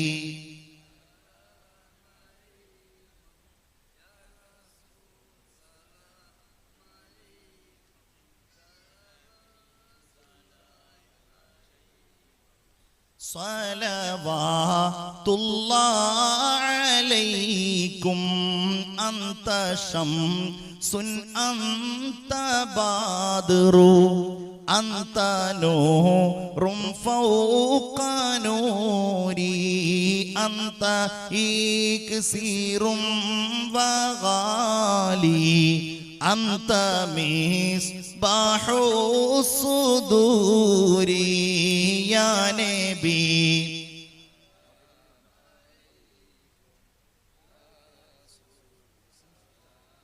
അലൈക്കും യാ ഹബീബ് സലാം അലൈക്കും സ്വലവാതുല്ലാഹി അലൈക്കും. ഉറക്കവും അശ്രദ്ധയും ഒക്കെ പോയ ആൾക്കാർ അവിടെ തന്നെ ഇരിക്കും. അല്ലാഹുവേ ഈ മജ്ലിസ് നീ കബൂലാക്കണേ തമ്പുരാനെ. നിങ്ങളുടെ അടുക്കലേക്ക് ബക്കറ്റുമായിട്ട് നമ്മുടെ സംഘാടകർ വരുന്നുണ്ട്. ബക്കറ്റ് എവിടെയാണ്? ആ ബക്കറ്റ് വരുമ്പോ മാതാവിനെയും പിതാവിനെയൊക്കെ പറ്റി പറഞ്ഞ നല്ല ഒരു മജ്ലിസാണ്. അതിന്റെ വലിയ പ്രതീകമാണ് ഈ നാട്ടിലുള്ളത്. നമ്മുടെ പ്രിയപ്പെട്ട സഹോദരൻ അഷ്റഫ് എന്ന് പറഞ്ഞ സഹോദരൻ ഇവിടുന്ന് തുടങ്ങല്ലേ ഹബീബ് ഫാറൂഖ്? ഇവിടുന്ന് തുടങ്ങും. ഇവരൊക്കെ തരാൻ തയ്യാറാണ്. ചെറുതേ നമ്മളെ ഉസ്താദന്മാർക്കും കുറച്ച് ചെറിയ കൂലിയോ കിട്ടണ്ടേ? ഇൻഷാ അല്ലാഹ്. അല്ലാഹുവേ സംഭവം ചെറുതാണെന്നാലും ബിസ്മില്ലാ നല്ല നിയ്യത്തോടെ എല്ലാവരും അതിലേക്ക്. അല്ലാഹുവേ നീ കബൂലാക്കണേ തമ്പുരാൻ, നീ സ്വീകരിക്കണേ. എന്ത് ഹലാലായ നിയ്യത്തോടെയാണോ ആ ബക്കറ്റിലേക്ക് എല്ലാരും സദഖ ചെയ്യുന്നത്, ആ സദഖകളെ നീ സ്വീകരിക്കണേ റഹ്മാനെ. ആമീൻ യാ റബ്ബൽ ആലമീൻ. ഞാൻ പറഞ്ഞുകൊണ്ട് വന്ന കാര്യം എന്താണ്? അല്ലാഹുവിന്റെ ഹബീബ് സല്ലല്ലാഹു അലൈഹി വസല്ലം തങ്ങൾ വളരെ ഗൗരവത്തോടെ പറഞ്ഞ കാര്യമാണ്. മാതാവിനും പിതാവിനും വാർദ്ധക്യം എത്തിക്കഴിയുന്ന സമയത്ത് ആ മക്കൾക്ക് സ്വർഗം നേടാൻ കഴിഞ്ഞിട്ടില്ല എങ്കിൽ അവർ ശപിക്കപ്പെട്ടവരാണ് എന്ന് പറഞ്ഞാൽ അല്ലാഹു സ്വർഗം നേടാൻ വലിയ അവസരമാണ് പ്രിയപ്പെട്ട മാതാപിതാക്കളുടെ അസുഖവും അവരുടെ പ്രായവും മനുഷ്യന് നൽകുന്നത്. ഒരാളുടെ അമ്മാക്കും പാപ്പാക്കും വയസ്സായിട്ടുണ്ടെങ്കിൽ, അല്ലെങ്കിൽ അവരുടെ ബുദ്ധിക്ക് എന്തെങ്കിലും ഭ്രമം സംഭവിച്ചിട്ടുണ്ടെങ്കിൽ, അല്ലെങ്കിൽ ഓർക്ക് എന്തെങ്കിലും പ്രയാസങ്ങൾ ഉണ്ടായിട്ടുണ്ടെങ്കിൽ, ചെറുപ്പക്കാരെ സഹോദരിമാരെ നിങ്ങൾ മനസ്സിലാക്കിക്കോ, അത് നിങ്ങൾ വെറുതെ ഒന്ന് പരീക്ഷിച്ചു നോക്കൂ. അള്ളാഹു അനുഗ്രഹം ചെയ്ത മുഅ്മിനീങ്ങളായ ആളുകൾക്കിടയിൽ അള്ളാഹു വലിയ നിഅമത്ത് ചെയ്തവരുടെ കൂട്ടത്തിൽ നിങ്ങൾക്ക് കാണാൻ കഴിയും സ്വന്തം ഉമ്മയെ ഒരു രാജകുമാരിയെ പോലെ കൊണ്ടു നടക്കുന്ന ആളുകൾ. അങ്ങനെയുള്ള ആളുകൾ ഉണ്ടാവും. ഞാൻ ഇതുപോലൊരു സ്ഥലത്ത് പ്രസംഗിക്കാൻ വേണ്ടി പോയി. ഒരു വലിയ സൗകര്യമുള്ള വലിയ ഒരു കൊട്ടാര സദൃശ്യമായ ഒരു വീട്ടിൽ എന്നെ ഭക്ഷണം കഴിക്കാൻ വേണ്ടി കൊണ്ടുപോയിട്ട് അവിടെ ഉണ്ടായിരുന്ന സഹോദരൻ എന്നോട് പറഞ്ഞു, ഉസ്താദിനെ റെയിൽവേ സ്റ്റേഷനിൽ ഞാൻ ആക്കിത്തരാം. ആയിക്കോട്ടെ. അയാളുടെ വലിയ വണ്ടിയിൽ അയാൾ എന്നെ കൊണ്ടുപോവുകയാണ്. അയാളുടെ വീട്ടിൽ പോയപ്പോ വൃദ്ധയായ അയാളുടെ മാതാവിന്റെ അടുക്കൽ വന്നു. ആ ഉമ്മയെ കണ്ടപ്പോ ഞാൻ അത്ഭുതപ്പെട്ടു പോയി. കാരണം ആ ഉമ്മയുടെ കൈകളിൽ നിറയെ വളകൾ, സ്വർണത്തിന്റെ വളകൾ, കഴുത്തിലൊക്കെ സ്വർണ്ണാഭരണങ്ങൾ. ഒരു വൃദ്ധയാണ് എന്നോട് വന്നിട്ട് ഇങ്ങനെ സംസാരിച്ചു. എന്റെ മോന് വേണ്ടി ദ്വാരക്കണം എന്നൊക്കെ പറഞ്ഞു. അവരെനിക്ക് എന്തോ ഹദിയൊക്കെ തന്നു ആ ഉമ്മ. അങ്ങനെ എനിക്ക് ഭയങ്കര കൗതുകം തോന്നി. എന്താ കാര്യം? ഇത്ര പ്രായമുള്ള ഒരു ഉമ്മ എന്തിനാ അങ്ങനെയൊക്കെ സ്വർണ്ണിട്ട് നടക്കണത്? ഭയങ്കര കൗതുകം തോന്നി. അങ്ങനെ ആ സഹോദരൻ എന്നെ കൊണ്ടുപോകുന്ന സമയത്ത് ആ കൂട്ടുകാരൻ എന്നോട് പറയുകയാണ്, ഉസ്താദേ, ഞാൻ ഈ നാട്ടിലെ ഏറ്റവും ദരിദ്രനായിരുന്നു. എനിക്ക് 8 വയസ്സുള്ള സമയത്താണ് എന്റെ ഉപ്പ മരണപ്പെടുന്നത്. എന്റെ സഹോദരൻ അന്ന് 6 വയസ്സാണ്. എന്റെ പെങ്ങൾക്കന്ന് 2ഓ 3ഓ വയസ്സാണ്. എന്റെ ഉപ്പ മരണപ്പെട്ടു പോയപ്പോ എന്റെ മാതാവ് ഞങ്ങളെ വളർത്താൻ ഒരുപാട് കഷ്ടപ്പെട്ടു ഒരു ചെറ്റക്കൂരയില്. അയാൾ എന്നോട് പറയാണ്, അന്ന് നമ്മൾ ഈ പോകുന്ന റോഡുകളൊന്നും ടാർ ചെയ്തിട്ടുണ്ടായിരുന്നില്ല. ടാർ ചെയ്യുമ്പോൾ കല്ല് കൊണ്ടുവന്നിടുമല്ലോ. എന്റെ ഉമ്മ കല്ലൊക്കെ ഇങ്ങനെ തലയിൽ ചുമന്നിട്ട് സ്കൂളിലേക്ക് ഞാൻ പോകുമ്പോ എന്റെ പ്രിയപ്പെട്ട ഉമ്മ ഇങ്ങനെ കല്ലൊക്കെ ചുമന്നിട്ട് ഇങ്ങനെ റോഡിൽ കൊണ്ടുവന്നിടാറുണ്ടായിരുന്നു. അങ്ങനെ ഞങ്ങൾ ഒരുപാട് കഷ്ടപ്പെട്ട് വർഷങ്ങളോളം നോക്കാനാളില്ല, പറയാനാളില്ല. ഉമ്മ രാവും പകലും ജോലിക്ക് പോയത് കിട്ടിയിട്ടല്ലാതെ ഞങ്ങളുടെ വീട്ടിൽ കഞ്ഞി വെക്കാറുണ്ടായിരുന്നില്ല. അങ്ങനെ ഒരു ദിവസം എനിക്കങ്ങനെ ഞാൻ SSLC കഴിഞ്ഞ് ഞാൻ തീരുമാനിച്ചു, ഇനി 8ാം ക്ലാസ് കഴിഞ്ഞപ്പോ ഞാൻ തീരുമാനിച്ചു ഞാൻ ഇനി പഠിക്കാൻ പോകുന്നില്ല, എന്റെ ഉമ്മാക്ക് എന്തെങ്കിലും സഹായം ചെയ്യണേ. അങ്ങനെ ഞാനൊരു ഹോട്ടലിൽ പോയി നിന്നു. ഹോട്ടലിൽ ഞാൻ പണിക്ക് പോയി. ഒരു ദിവസം എനിക്ക് 50 രൂപ കിട്ടിയിട്ട് ഞാൻ ആ 50 രൂപ വൈകുന്നേരം കഴിഞ്ഞ് രാത്രി കഴിഞ്ഞ് ഞാൻ എന്റെ ഉമ്മായുടെ അടുക്കൽ കൊണ്ടുവന്ന് എന്റെ ഉമ്മായുടെ കയ്യിൽ കൊടുത്തപ്പോ എന്റെ ഉമ്മ പൊട്ടിക്കരഞ്ഞു പോയി. എന്നെ ഇങ്ങനെ ചേർത്ത് പിടിച്ച്, പടച്ചവനെ, എന്റെ കുട്ടിക്ക് ഇത്ര ചെറുപ്പത്തിലെ കഷ്ടപ്പെടേണ്ടി വന്നല്ലോ. എന്റെ നെറ്റിത്തടത്തിൽ ഉമ്മ വെച്ചിട്ട് എനിക്ക് വേണ്ടിയിട്ട് എന്റെ ഉമ്മ ദുആ ചെയ്തു. ഞാൻ പിന്നെയും ഇങ്ങനെ ഹോട്ടൽ പണിക്ക് പോയി, നാട്ടിലുള്ള പണിക്ക് പോയി. അങ്ങനെ എനിക്ക് 18 വയസ്സായപ്പോ ഞാൻ ഗൾഫിൽ പോയി. എന്റെ ലക്ഷ്യം, പടച്ചവനെ, എന്റെ ഉമ്മായെ സംരക്ഷിക്കണം, എന്റെ മക്കളെ, എന്റെ സഹോദരന്മാരെ നന്നാക്കണം, എന്റെ പെങ്ങളെ കെട്ടിക്കണം, എന്റെ ഉമ്മാക്ക് സന്തോഷം നൽകണം. അങ്ങനെ ഞാൻ പോയി. എന്റെ ഉമ്മ എനിക്ക് വേണ്ടി ദുആ ചെയ്തു. എനിക്ക് ഗൾഫിൽ വലിയ ജോലി കിട്ടി, സൂപ്പർ മാർക്കറ്റുകളായി, സൗകര്യങ്ങളായി. എന്റെ ആഗ്രഹം, എനിക്ക് ഓരോ സന്തോഷമുണ്ടാകുമ്പോഴും ചെറുപ്പത്തിൽ എന്റെ ഉമ്മയുടെ കാതിലോ കഴുത്തിലോ ഒരു തരി പൊന്നു പോലും ഉണ്ടായിരുന്നില്ല.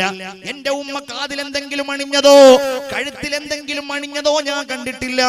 പക്ഷേ എന്റെ ആഗ്രഹം, എനിക്ക് ഓരോ സൗകര്യം ഉണ്ടാകുമ്പോഴും, എന്റെ കച്ചവടത്തിൽ ലാഭമുണ്ടാകുമ്പോഴും എന്റെ ഉമ്മാക്ക് ഞാൻ ഒരു വള വാങ്ങിച്ചു കൊടുക്കും, എന്റെ ഉമ്മാക്ക് ഞാൻ സ്വർണം വാങ്ങിച്ചു കൊടുക്കും. എന്റെ ഉമ്മയാണ് ഇന്ന് എന്റെ വീട്ടിലെ എല്ലാം. എന്റെ ഉമ്മായോട് ചോദിക്കാതെ ഒരു കാര്യവും ഞാൻ ചെയ്യാറില്ല. എന്റെ ഉമ്മാക്ക് സന്തോഷമുണ്ടാകണം, എന്റെ ഉമ്മാക്ക് വേണ്ടി ഉസ്താദ് ദുആ ചെയ്യണമെന്ന് പറഞ്ഞ ആ സഹോദരൻ എന്നോട് പറയുമ്പോ അയാൾ അവസാനം പറഞ്ഞു എന്നോട്, ഉസ്താദേ, എനിക്ക് ഉറപ്പാണ് ഇന്ന് കാണുന്ന എല്ലാ സൗകര്യങ്ങൾക്കും കാരണം എന്റെ നാട്ടിലെ ഏറ്റവും വലിയ വീട് എന്റെ വീടാണ്, എന്റെ നാട്ടിലെ ഏറ്റവും വലിയ വാഹനം എന്റെ വാഹനമാണ്, അതൊക്കെ എന്റെ ഉമ്മായുടെ ദുആയാണെന്ന് പറയുമ്പോ മകന്റെ വിശ്വാസതാണ്. നമുക്ക് എത്ര ആളുകൾക്ക് അങ്ങനെ വിശ്വസിക്കാൻ കഴിയും? അല്ലെങ്കിൽ അങ്ങനെ വിശ്വസിക്കാൻ മാത്രം ഉമ്മാക്ക് സേവനം ചെയ്തു കൊടുത്തത് ആരാണ്? നമ്മൾ. അതാണ് നമ്മൾ ചിന്തിക്കേണ്ടത്. ലോകം പലതും പറയും, ലോകം ഈ കടപ്പാടിനെ എതിർക്കും. പുതിയ തലമുറ ഈ കടപ്പാടിൽ നിന്ന് അകലാൻ മനുഷ്യരെ പല രീതിയിലും സാമൂഹിക മാധ്യമങ്ങളിലൂടെ എഴുതും. പക്ഷേ അതൊന്നുമല്ല മുഅ്മിനെ നമ്മളെ ബാധിക്കേണ്ടത്. അല്ലാഹു തആല ഖുർആനിൽ വ്യക്തമായിട്ടല്ലേ പറഞ്ഞത്, ഇമ്മാ യബ്ലുഗന്ന ഇൻദകൽ കിബറ അഹദുഹുമാ ഔ കിലാഹുമാ ഫലാ തഖുൽ ലഹുമാ ഉഫിൻ വലാ തൻഹറുഹുമാ. നിങ്ങളുടെ മാതാവിനോ പിതാവിനോ വാർദ്ധക്യം എത്തിക്കഴിഞ്ഞാൽ, രണ്ടുപേർക്കോ അതല്ലെങ്കിൽ ഏതെങ്കിലും ഒരാൾക്കോ എത്തിക്കഴിഞ്ഞാൽ, രോഗമായി, പോയ മെഡിക്കൽ കോളേജിൽ അവർ അഡ്മിറ്റായി, നീ പോയി നിക്ക്, മറ്റേ ഹോസ്പിറ്റലിൽ നീ ബില്ലടക്ക്. നമ്മൾ കണ്ടിട്ടില്ലേ ചില ഹോസ്പിറ്റലുകളിൽ പോകുമ്പോ, ഞാൻ തന്നെ അത്ഭുതപ്പെട്ടിട്ടുണ്ട്. വൃദ്ധയായ ഉമ്മായെ താങ്ങി പിടിച്ചുകൊണ്ട് 5ഓ 6ഓ മക്കള്, അതും നല്ല ചുറുചുറുക്കുള്ള മക്കള് വന്നത് ഞാൻ കണ്ടു. അവരോട് ഞാൻ ചോദിച്ചപ്പോ അവരെല്ലാവരും വിദേശത്ത് സെറ്റിൽഡ് ആണ്. ഉമ്മയും അവിടെയായിരുന്നു. ഇപ്പൊ ഉമ്മാക്ക് ഉമ്മ ഇങ്ങോട്ട് കൊണ്ടുവന്നതാണ്. ഇനി ഉമ്മായുടെ രോഗം സുഖപ്പെടാതെ, ഉമ്മാക്ക് ശമനമുണ്ടാകാതെ ഞങ്ങൾ ആരും പോകുന്നില്ല എന്ന് പറയുന്ന മക്കളെ നമ്മൾ കണ്ടിട്ടുണ്ട്. എന്നാൽ നേരെ തിരിച്ചും നമ്മൾ കാണാറുണ്ട്. ICU-വിലായിരിക്കുന്ന ഉമ്മ മരണം ഇങ്ങനെ കൺമുന്നിൽ കാണുന്ന സമയത്താണെങ്കിലും ഇവൻ പറയുന്നത്, ഒരു ദിവസം ലീവായാൽ എന്റെ കാര്യം പോയല്ലോ, അത്രയും പൈസ പോയല്ലോ, ഇവിടെ ഇങ്ങനെ നിന്നിട്ട് എന്താ കാര്യം, ഞാൻ പോകട്ടെ എന്ന് പറഞ്ഞിട്ട് ഗൾഫ് രാജ്യങ്ങളിലേക്ക് പറക്കുന്നവർ, അവനവന്റെ ജോലികളിലേക്ക് പറക്കുന്നവർ. എന്റെ പ്രിയപ്പെട്ട യുവാക്കളെ, ചെറുപ്പക്കാരെ, സഹോദരിമാരെ, ഉമ്മയുടെ മനസ്സിൽ നിങ്ങൾക്ക് വേണ്ടി നൽകുന്ന ആ സ്നേഹമുണ്ടല്ലോ, ആ കാരുണ്യമുണ്ടല്ലോ, അതിനേക്കാൾ അപ്പുറമുള്ള ഒരു ഗുണമൊന്നും ലോകത്തെവിടെ നിന്നും നമുക്ക് കിട്ടാനില്ല. ഫലാ തഖുല്ലഹുമാ ഉഫിൻ, നിങ്ങൾ അവരോട് എന്നുള്ളത് മലയാളത്തിൽ പറഞ്ഞൊരു വാക്കാണ്. എന്ന് പറഞ്ഞാൽ സാധാരണ എന്ന് പറഞ്ഞാൽ ശരീരത്തിൽ വല്ല പൊടിയോ എന്തെങ്കിലും ഒരു ചെറിയ സാധനം വന്നിരിക്കുമ്പോ അതിനങ്ങോട്ട് ഊതുന്ന ശബ്ദമാണ് ഉഫ്. മാതാവിനോടോ പിതാവിനോടോ അങ്ങനെ ഒരു സ്വരത്തിൽ പോലും പറയാൻ പാടില്ല. ഇതിന്റെ വ്യാഖ്യാനത്തിൽ കാണാം, നിങ്ങൾ അവരെ തുറിച്ചു നോക്കാൻ പാടില്ല, നിങ്ങൾ അവരെ വേദനിപ്പിക്കാൻ പാടില്ല, നിങ്ങൾ അവരോട് കനത്തിൽ സംസാരിക്കാൻ പാടില്ല. ഉമ്മ വിളിച്ചാൽ, ഉപ്പ വിളിച്ചാൽ നിങ്ങൾ പറയുന്ന, നിങ്ങൾ ചെല്ല്, കാല് പിടിക്കണമെന്നില്ല, അവരുടെ മുമ്പിൽ പോയി ഒരമണിക്കൂർ നിങ്ങൾ ഇരിക്ക്. ഉമ്മയുടെ മുഖത്ത് നോക്കി ഇരിക്കുന്നതിന് അള്ളാഹു കൂലി നൽകുന്നതാണ്. ഹബീബായ റസൂലുള്ളാഹി സ്വല്ലല്ലാഹു അലൈഹി വസല്ലം പറയുകയാണ്, ഒരാൾ തന്റെ ഉമ്മയുടെ മുഖത്തേക്ക് കാരുണ്യത്തിന്റെ ഒരു നോട്ടം നോക്കിയാൽ അള്ളാഹു ആ നോട്ടത്തിന് പകരമായി ഒരു ഹജ്ജിന്റെ കൂലി, മഖ്ബൂലതൻ മബ്റൂറാ, ഒരു ഹജ്ജിന്റെ കൂലി അല്ലാഹു തമ്പുരാൻ നൽകുന്നതാണെന്ന് പറഞ്ഞപ്പോ ഹബീബായ നബിയോട് സ്വഹാബികൾ ചോദിച്ചു, നബിയേ അത്രയൊക്കെ ഉണ്ടോ? ഉമ്മാന്റെ മുഖത്തേക്കൊന്ന് നോക്കുന്നതിന് അങ്ങനെയൊക്കെ ഉണ്ടോ? അവിടുന്ന് പറഞ്ഞു, നിശ്ചയമായും അല്ലാഹു റബ്ബുൽ ഇസ്സത്ത് അതിനേക്കാൾ നൽകാൻ കഴിയുന്നവനാണ്. സ്വഹാബികൾ പറയുന്നു, യാ റസൂലല്ലാഹ്, അങ്ങനെയാണെങ്കിൽ ഞങ്ങൾ ഓരോ ദിവസവും ഞങ്ങൾ 100 വട്ടം ഞങ്ങളുടെ ഉമ്മയുടെ മുഖത്തേക്ക് നോക്കും. ആയിക്കോട്ടെ, അല്ലാഹു നിങ്ങൾക്ക് അതിന് കൂലി നൽകാൻ കഴിയുന്നവനാണെന്ന് ആദരവായ സയ്യിദുനാ മുഹമ്മദ് മുസ്തഫ, സ്വലാത്ത് ചൊല്ലൂ മുഹമ്മദ് മുസ്തഫ. എന്റെ പ്രിയപ്പെട്ടവരെ, നമ്മളുടെയൊക്കെ ഉമ്മമാര് നമ്മളെ പ്രസവിച്ച സമയം നിങ്ങളൊന്ന് ചിന്തിച്ചു നോക്കൂ. അന്ന് ഈ കാണുന്ന സൗകര്യങ്ങളൊന്നുമില്ലല്ലോ. ഞാൻ എന്റെ കാര്യമാ പറയുന്നത്. എന്റെ നാട്ടിൽ നിന്നുള്ള യാത്രാ സൗകര്യങ്ങളില്ല, ഹോസ്പിറ്റലുകളിലേക്ക് ഇന്ന് കാണുന്ന വേഗതകളില്ല. ഇന്ന് നമ്മളുടെ പ്രിയപ്പെട്ട ഭാര്യക്ക് നമ്മൾ വാങ്ങിച്ചു കൊടുക്കുന്നത് പോലെ ഫ്രൂട്ട്സുകളും അവർക്ക് ആവശ്യമായ പോഷകങ്ങളും പ്രസവരക്ഷാ മരുന്നുകളും വാങ്ങിച്ചു കൊടുക്കാവുന്ന സാഹചര്യങ്ങളില്ല. അവരൊക്കെ അത്രയും ദയനീയമായ സാഹചര്യങ്ങളിൽ ജീവിക്കുന്നവരായിരുന്നു. അങ്ങനെയുള്ള ആ ഒരു കാലഘട്ടത്തിൽ അവർ നമ്മളെ പ്രസവിച്ച് നമ്മെ ഈ കാണുന്ന ഒരവസ്ഥയിലേക്ക് കൊണ്ടുവന്ന് ഈ സംസാരം കേൾക്കുന്ന ഉമ്മമാരെ, സഹോദരന്മാരെ, നിങ്ങളുടെ ഉമ്മമാർ, നിങ്ങളുടെ ഉപ്പമാർ നിങ്ങളെ അങ്ങനെയൊക്കെ വളർത്തിയെങ്കിൽ ഇന്ന് നമ്മൾ അവരോട് മോശമായി പെരുമാറിയാൽ, ഇന്ന് സൗകര്യങ്ങളുടെ ഈ കാലത്ത് ഒരു 25 കൊല്ലം കഴിഞ്ഞ് 35 കൊല്ലം കഴിഞ്ഞ് അല്ലാഹു നമുക്കൊക്കെ ആയുരാരോഗ്യം നൽകുമ്പോ അതിന്റെ പ്രതികാരം ഇരട്ടിയായിരിക്കും നമ്മളുടെ മക്കളിൽ നിന്ന്. ഇത് ഞാൻ ഭീഷണിപ്പെടുത്തുകയല്ല, ഇതിന്റെ ഒരു രീതി അങ്ങനെയാണ്, ഇതിന്റെ ഒരു ശിക്ഷ അങ്ങനെയാണ്. റഹ്മാനായ റബ്ബ് സുബ്ഹാനഹു വ തആല എല്ലാ തെറ്റുകൾക്കും നാളെ ആഖിറത്തിലേക്കാണ് ശിക്ഷ നീട്ടിവെക്കാറുള്ളതെങ്കിൽ ഉമ്മാനെ ഉപദ്രവിച്ചാൽ, ഉപ്പായ പള്ളു പറഞ്ഞാൽ, ഉപ്പായ പഴി പറഞ്ഞാൽ അതിനുള്ള ശിക്ഷയെ അല്ലാഹു തആല ദുനിയാവിൽ നിന്ന് തന്നെ പകരം കൊടുക്കുമെന്ന് ആദരവായ മുഹമ്മദ് മുസ്തഫ. ഉറക്ക സ്വലാത്ത് ചൊല്ലൂ മുഹമ്മദ് മുസ്തഫ. നമുക്ക് അല്ലാഹുവിന്റെ ഖുർആൻ നൽകിയ പദവി എന്താണെന്നറിയോ ഉപ്പമാരെ? നമ്മളുടെ മക്കൾക്ക് നമ്മൾ ആരാന്നറിയോ? നമ്മൾ ആരാ? നമ്മൾ ആകാശലോകത്ത് കത്തിത്തിളങ്ങുന്ന ചന്ദ്രന് സമാനമാണ്. ഉമ്മമാരോ? ഉമ്മമാര് സൂര്യന്മാരാണ്. സൂര്യന്റെ പ്രത്യേകത എന്താ? സൂര്യനാണ് സൗരയൂഥത്തിന്റെ കേന്ദ്രം. രാവും പകലും സൂര്യന്റെ ചുറ്റുഭാഗത്തുമാണ് ഭൂമി കറങ്ങണത്. ഭൂമി സ്വയം കറങ്ങുന്നു, ഭൂമി സൂര്യന്റെ ചുറ്റുഭാഗത്തും കറങ്ങുന്നു. ലോകം അതാണ്. മാസം, ദിവസം, സമയം, സെക്കൻഡ്, മണിക്കൂർ, ചന്ദ്രൻ ഭൂമിയുടെ ചുറ്റുഭാഗത്തും കറങ്ങുന്നു. സൂര്യനാണ് ആര്? ഉമ്മ. ഈ ചന്ദ്രൻ ഉണ്ടായത്, ഭൂമി ഉണ്ടായത്, കാലുണ്ടായത് ഒക്കെ സൂര്യൻ കാരണത്താലാണ്. ഉമ്മ ഉണ്ടായത് കൊണ്ടാണ് ഉപ്പയായത്. ഉമ്മ ഉണ്ടായത് കൊണ്ടാണ് അനുജനുണ്ടായത്. ഉമ്മ ഉണ്ടായത് കൊണ്ടാണ് പെങ്ങളുണ്ടായത്. ഉമ്മയാണ് എല്ലാ കുടുംബത്തിന്റെയും കാതൽ. അല്ലാഹു ഖുർആനിൽ പറഞ്ഞുവല്ലോ, മഹാനായ സയ്യിദുനാ യൂസുഫ് അലൈഹിസ്സലാം സ്വപ്നം കാണുകയാണ്. യാ അബതി ഇന്നി റഅയ്തു അഹദ അശറ കൗകബ വശംസ വൽ ഖമറ റഅയ്തുഹും ലീ സാജിദീൻ. എന്റെ പ്രിയപ്പെട്ട ഉപ്പാ, ഞാൻ സൂര്യനെ കണ്ടു, ഞാൻ ചന്ദ്രനെ കണ്ടു, ഞാൻ 11 നക്ഷത്രങ്ങളെ കണ്ടു. അവയൊക്കെ എന്റെ മുമ്പിൽ സുജൂദിൽ വീഴുന്നത് ഞാൻ കണ്ടു. പ്രിയപ്പെട്ടവരെ, ആ സൂര്യൻ യൂസുഫ് അലൈഹിസ്സലാമിന്റെ ഉമ്മയായിരുന്നു. ചന്ദ്രൻ മഹാനായ യാക്കൂബ് നബിയായിരുന്നു. 11 നക്ഷത്രങ്ങൾ അവരിലൂടെ ഉണ്ടായിരുന്ന സഹോദരന്മാരായിരുന്നു. അതുകൊണ്ട്